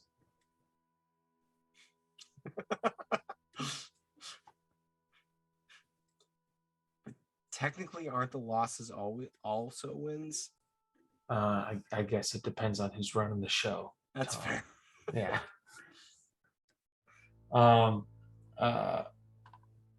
Ones that he considers losses, and then and essentially it's one long column, but in his brain he's got it dissected into like 2. Mm-hmm. The way he organizes things in his brain is very not good by any standards, really. But yeah, he's having a ball and is technically awake, keeping watch. Your watch passes quietly, happily, and you are able to wake up Gisela without disaster befalling the party. Yeah.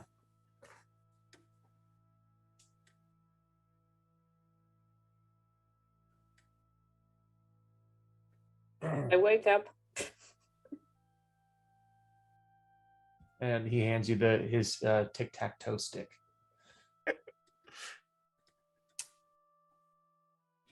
Thanks. I think I have stuff to do though.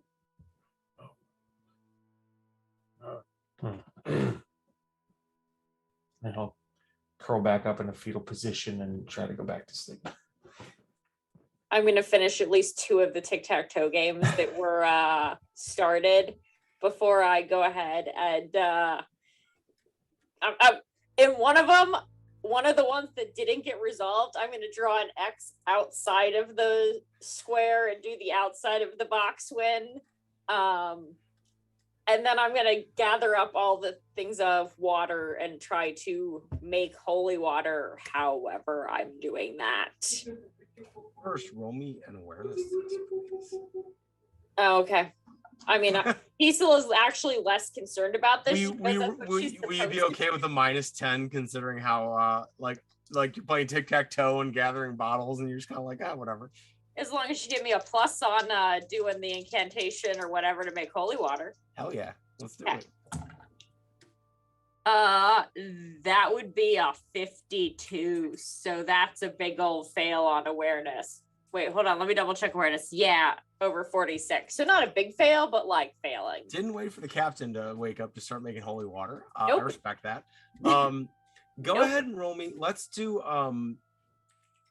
for this. You're doing a holy water blessing on 6 different things. She Do was you wanna gonna make- sort of gather them together and try to do as much of them in one thing as she could, but Yeah, I was gonna say, do you want to do it as one roll and then like we'll see how many of them you manage to successfully bless, or do them individually? she wants, I guess I want to do it as one roll and see how many of them I manage to bless, and like if I don't get some of them, maybe try again. You get, let's say you get 2 plus success levels.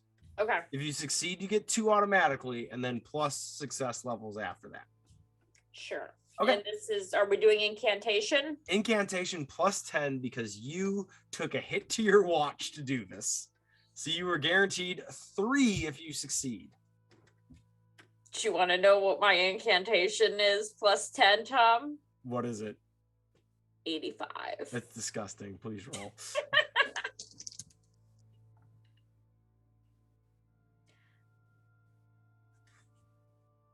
I rolled a 90. I'm gonna re-roll that. Oh no! Fuck. I'm gonna re-roll that. Yeah, no, that's I accept that. I accept that. We're gonna re-roll that. That's a valid use of it. Yeah, that is. 24. That is much better. So that's all of them. Yeah. All right. So you can have 6 containers of holy water Okay. in addition to what you already have. Well, I'm just gonna keep what I have for the anoint weapons. Everything else I'm gonna give to Nethra and Aldar when they wake up, and mostly Nethra, because I know she likes to throw shit. So as you're completing this, you have finished blessing. You're trying to like lid all of these and make sure they're sealed so that nothing happens. The sound of beating wings overhead suddenly snaps you out as something large flies over your position. You don't get a look at it. You just know it flew over. You look up reflexively and just see the overhang and feel fairly certain that it did not see you as that, but you know that something airborne was looking for you.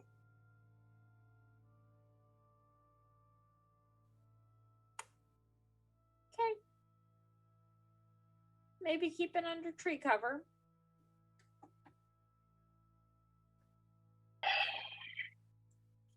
Gisela is totally gonna play it off when everybody wakes up. Like, so I was watching, and there was this large winged creature, and it seemed to be searching for us, but not really getting close. So I didn't feel like it was worth waking everybody up for.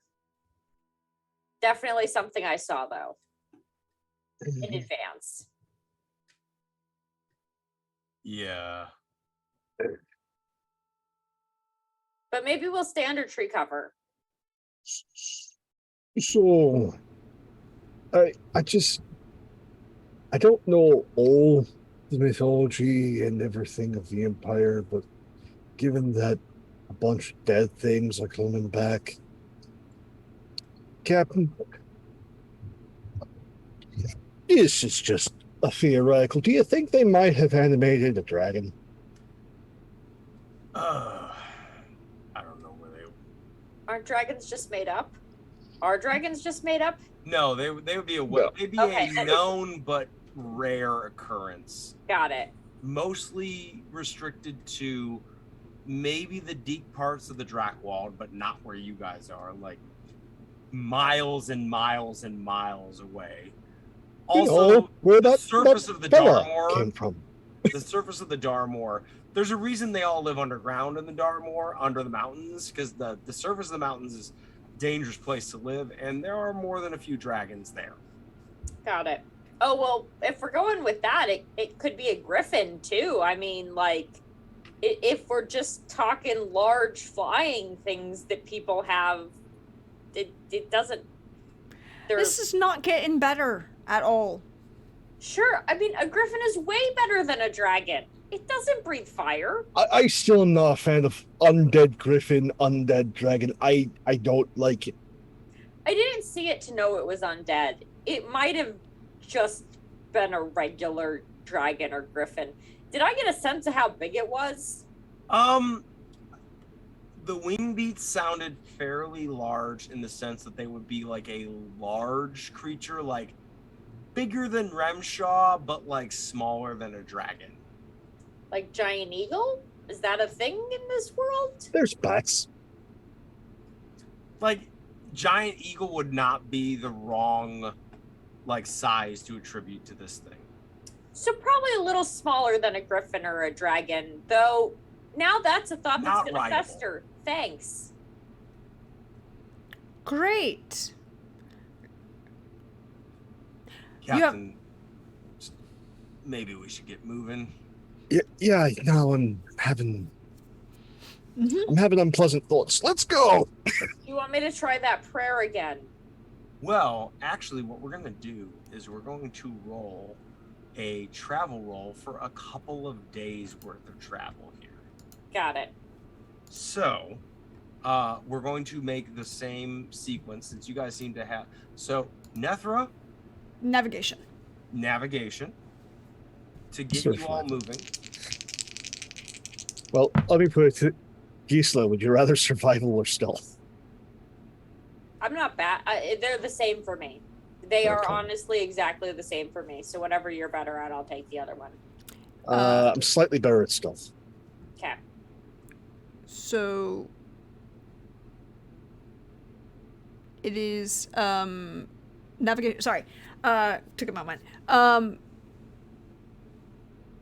61 under 62. Yeah. Still a Alright. success. It's still a success. Still counts. Mm-hmm. Gisela, give that survival check. 18. 18. Under all right. a Very 40. smooth path. 6. Stealth. That is a 45 under a 52. All right. Well, I'm going to now require everybody to roll me a toughness plus 20 since you all succeeded for the next few days of travel. And then we are going to figure out what you all do with several days on the road here moving through the Drakewald. You said plus 20, right? Plus 20. You Nice. all rolled real well. That is Six. No, go ahead. Go ahead. Let's go with Nethra first. that is a big old fail with a 74 over 33. Roll me 1d10 plus 1. Aldar, what'd you get? 69 under 84. 69. All right, you're good. And you don't exceed your peril threshold yet again. Gisela. 80 over 42. All right, roll me that 1d10 plus 1. 3. 3. All right, you're all weathering this journey pretty well, even though it's getting a little arduous. You occasionally, specifically more at night, tend to hear those wing beats again. Never directly overhead again. but you do hear them without ever being able to see what they are. Other than that, how do the three of you, what do you do during this time? It's 3 days. 4 we're gonna go with like 3 to 4 days as they just kind of start running together as you're moving through the edge of the Drakwold, generally west, slightly north, thanks to Nethra. So, Nethra has taken a couple of those bottles of holy water and has pulled a couple of her bandoliers because she has a bunch of glass bottles with which she would usually make a glass grenade. She's going to try and make a glass grenade with holy water instead of gas. I honestly think we've rolled enough stuff for this at this point that you can have 6 glass holy water grenades. I don't think another roll is necessary here. You're transferring water from one container to another. Your character can do that. Yes, and now she has holy hand grenades. You have literally holy hand grenades. But yes, and she's just, keeping things quiet and nice, and she thanks Gisela for her holy hand grenades. Thanks, Sigmar. You're the one who did it. And she just kind of walks away. That's not how this works. That's not how any of this works. The captain turns to Gisela and is just like,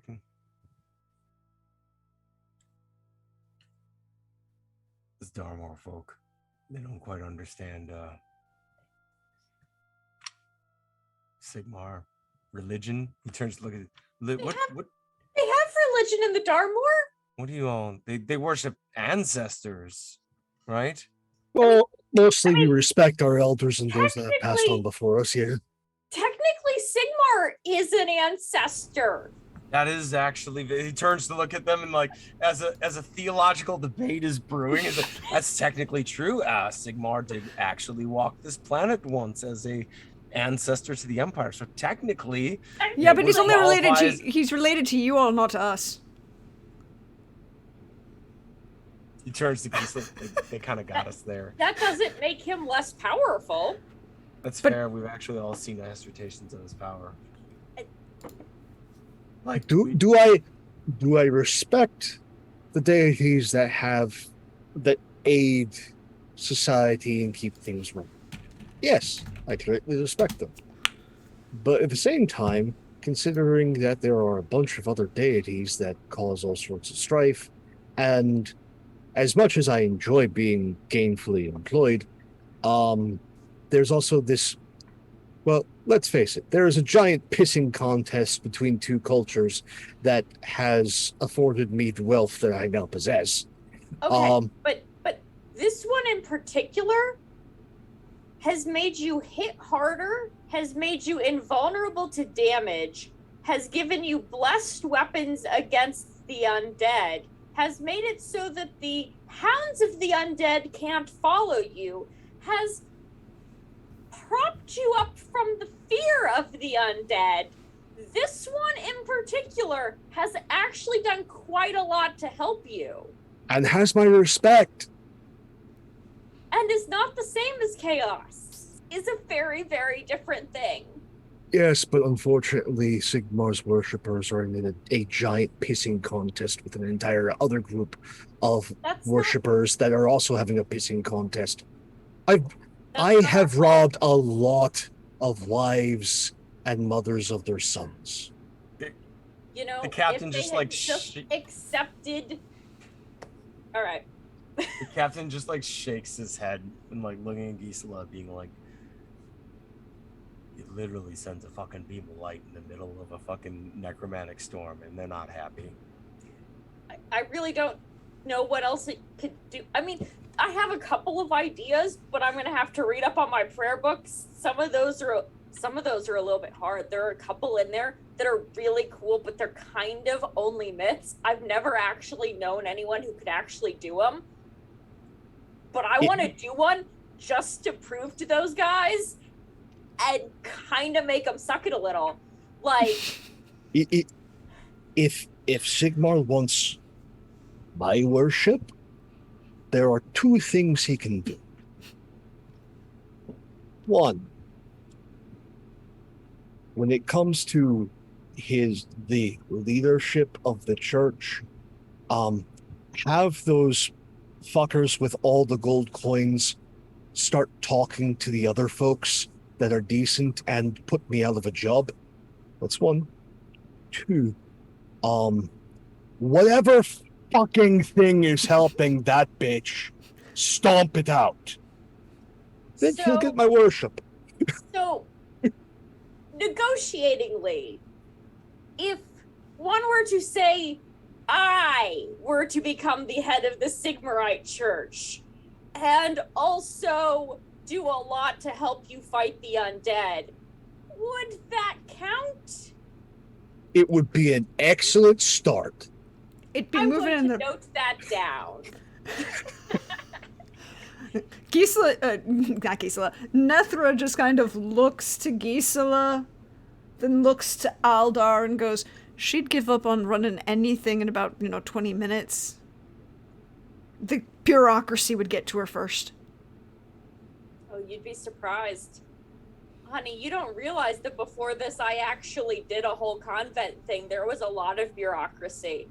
I'm prepared. And at that, Nethra would literally turn around and walk over to you and goes, are you okay? I heard that you take like vows of celibacy and shit with that. I can help you. We can introduce you to some folks. We know plenty that are It's- of varying degrees of pretty. So no, hold on. First, that's that's optional. Second, that is a whole large story that we Did you haven't marry gotten Sigmar? Because that's another thing I heard, that they like have these big wedding ceremonies for the marry your god thing. No, God, nobody does that. That is entirely a myth perpetuated by people who don't want you to believe. That's not, no, it's... Or like the weird Wayfar Southerners, but like, no. No, literally, we don't do that's that not here. it's just a place where everybody lives in peace and harmony together and helps the community with Sigmar's blessing, and it's kind of the nicest place I've ever been. So essentially, it's a commune, but you have this worship aspect. Yeah. Yeah, but it's a voluntary worship aspect, and it's a commune that helps everybody around it. Yeah, like a commune. Isn't that like a thing with... It's like what most of. Never mind. Mm-mm. Yeah, no, a commune. I said that it's a internal community that supports itself and helps the populace, and I don't actually understand what it is that you guys are seeing problematic with this. It's the worship thing. It's the praying. But that's a choice I made, and Sigmar is who helps us help the community. Captain's just shaking his head and like looks at Gisela and be like, you really, I guess you can't.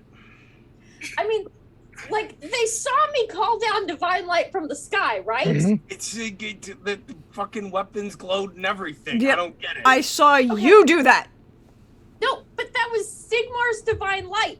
I just like There are no. Oh, so first, Gisela. this is a whole separate thing, because there are people who grab the. Do I know the word, Tom? The etheric winds. Thank you. Who grab the etheric winds, and they are dangerous son of a bitches who cannot be controlled at all, and that is a very different thing. This is not something that I can do. I cannot take magic. It's only through Sigmar that I can get it. It's a very different thing. It's not dangerous. To go through a bit of a cultural barrier, your god needs you as much as you need your god. That's not true. Sigmar could act by himself. I am just helping. Then he draw should his get off his attention. ass and start acting. Well, You don't. Okay, just because you're not seeing how he is doesn't mean he is. But that's a whole separate thing. the Because captain just kind of like shrugs at Gisela and goes, Gisela, we're already fighting one holy war. Maybe we shouldn't start two. this one seems so much more winnable. It does, but let's keep moving. All right. Anyway, while this conversation is happening, Aldar is taking some scrap leather and wrapping it around the handle of the bottle of holy water. So he has essentially a bar weapon to fight the undead with. As the captain just looks at, oh sure, use the holy water Yeah, that she made. in Sigmar's name. Sigmar made. Yeah. Oh, Sigmar made holy water. In Sigmar's name, if we see Mrs. Big Britches, I'm going to beat her over the head with this and then stab her with the shards. Yeah. Like, And I get to shoot her again. After 2 days of Isola's gonna turn to the captain and be like, you know what?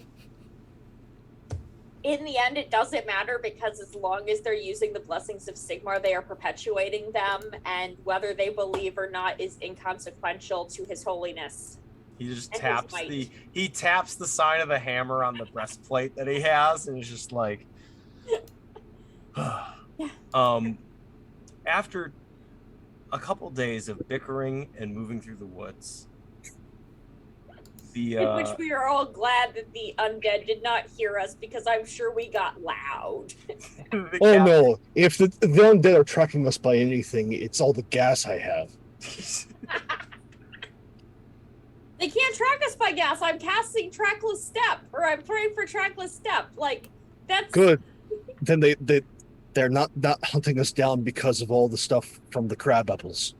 Good. Oh God, don't eat crab apples. That's Let's all mark down that you've used about 5 of your rations. All right. okay. Because I did say it was 20 rations for the whole party, 1 day of rations for everybody. So you're As down in about everyone 5 had rations. 20. Huh? Everyone had 20. Yeah, it was everyone had 20. We're all down 5. After about 4 additional days of travel, the captain kind of, all right, everybody, we've been moving, but it's not going as quickly as I'd like. It's been a few days. We've made some good distance. I think we're going to risk the road. I think that's the right call. We need to go quicker. There's one significant issue. It's only been coming at night, though. If we can get under cover at night. Yeah, but Sir Flappy's going to be looking for us. You I think need a name other than just the beating of wings and his dark presence. Eldar. Right. Eldar. Mhm. We're going to risk the road. All right, Captain. It's only been hunting us at night. If we can get under cover at night, and with Sigmar's guidance and the ability for it not to track us, hopefully that should be enough. As long as we are not visible at night when it's flying through. I will say, I said mostly at night. It occasionally in the day and specifically in the dusk, but like not exclusively after the sun's down, but mostly after the sun's down. Okay, well, I'm going with what you've been. That's fine. Yeah, I know. I'm sorry. I just wanted to do a. It still would make sense within the character comments. It's fine. Yeah. Oh, yeah. Nethra doesn't say anything. She doesn't inherently disrespect the chain of command. Publicly. Out loud. But she just unshoulders one of the rifles and starts cleaning, checking it as she's walking and cleaning it, loading it. She has it ready. It's like, I see the motherfucker, I'm gonna shoot its head off. And then Aldar's gonna do a lot of stabbing to it. Would it be worth trying to anoint the weapons again if we're going into the road? Well, I was gonna say this is probably at about 10:30 is probably a good place. Let's, as the decision to make risking the road is called, let's start next session with you guys preparing to break out into the open and try the road. Okay. It's not the best stopping point ever, but let's call it there as it is like 10:30. I understand this. We get to shoot things. But that was a lot of fun. I had a lot of fun. I'm sure that... Oh, wait, we're getting a raid from Lindy. Hey, Lindy, welcome in, Hi, Raiders. Lindy. We're just wrapping up ourselves. We are... Let everyone go around, share some love, and I will go last because I get to go last. But I would like to shout out the wonderful clutch power that is Gisela's prayers. And as much as Nethra may have some skepticism issues, Prax appreciates our warrior nun. So why don't we start there with Laura? Thank you very much, Laura. Oh, well, thank you. And I did tease a little bit of Gisela's backstory here. I was actually hoping to talk to Aldar about it, but then we got into a theological discussion and that seemed to take over. So we'll have to swap. Gisela will have to do her half of the backstory swap later. But no, and you know, it's fun to push from a Gisela perspective because she is totally the person who this is 100% the mindset. And I appreciate the ability to do that without anybody taking offense to it because, like, in the end, I don't give a shit if the characters believe or not because the prayer works because the magic's working. But, you know, it's more that she doesn't like hearing that people are saying bad things about it. Like, you've said something and therefore I have to mention it. But that's because Sigmar loves you so much. Loves you a whole does. lot. He loves me a whole lot. Slightly less today because I had to re-roll for the holy water. But honestly, out of all the things I could have had to re-roll for, that was okay because it was probably the least impactful prayer. So Sigmar loves me the most, and we will continue to invoke his blessings coming up in the next week.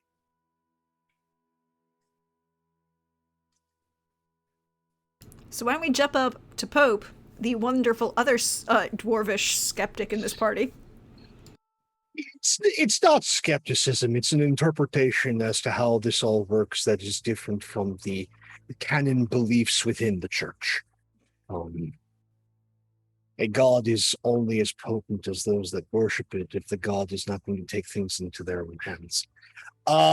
So the god needs the cleric as much as the cleric needs the god.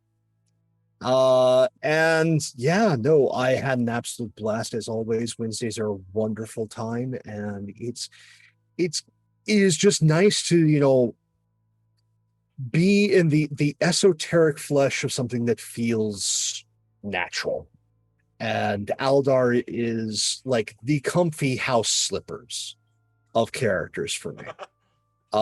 So being able to slide in and just live in this delightfully dark world and have like, okay, the luck's starting to fade. It's starting to fade, but it hasn't dried up yet. But I have a distinct feeling the drying up is going to happen once we meet with the general. I have a feeling that is precisely when the turn is going to happen. If you meet up with the general. When? Optimistic, I like it. But yeah, no, it has been an absolute delight, Gisela, with continuing the clutch buffs. Rimsaw's silent disdain and quietly just suffering, the quiet suffering. And then Nethra just wanting an opportunity to shoot something big. I have a feeling that's going to happen soon. So I am looking forward to all of it. I hope the captain lives. That's more the concern. I am very worried that we're going to have a Nazgul-like situation and the captain is going to be in two pieces. But if you want to see more of my ridiculous face, hi, Pope here, Pope World on Twitter, Pope World on Twitch. I look at all your streams. Aside from seeing me on this channel, I'll let Prax do more of that. You can see me on Sundays over on Balrog 1911 for Brinkwood, The Blood of Tyrants. It feels interesting to me that we might be getting a little bit of almost near crossover between these two streams, as I have a sneaking suspicion that the vampires might be part of our problems. And as such, vampires are our problems on Sundays. That's at 2 p.m. Eastern. And all the money that we raise through bits, donations, etc., goes to American Cancer Research. So we'd love to have you there. It's a wonderful cast, and I have been told we'll have a guest this Sunday. So you definitely want to tune in for that. And then, yeah, I'll let Prax deal with all the other stuff that I may be a part of. And there's other things in the works, so definitely keep your eyes peeled on the Twitter come August. I will say that much. And with that, thank you all for being here. Live, VOD, YouTube, Stories Nothing Without its audience. You're much part of this as we are. And for our YouTube fam, to let us know that you got this far in the viewership, hashtag gods get no respect. We'll go with that. So that's what'll let us know that you got this far. Thank you all so much. Take care of yourselves and one another. See you around. Thank you very much, Pope. Yeah, I'll do all this spiel at the end. That leaves us with our wonderful GM for the evening. Hey, Tom, did you have fun tonight? I did. I had a good time. We got into the creepy forest a little bit. More to be had there, and we had a little bit of an encounter with an undead wolf.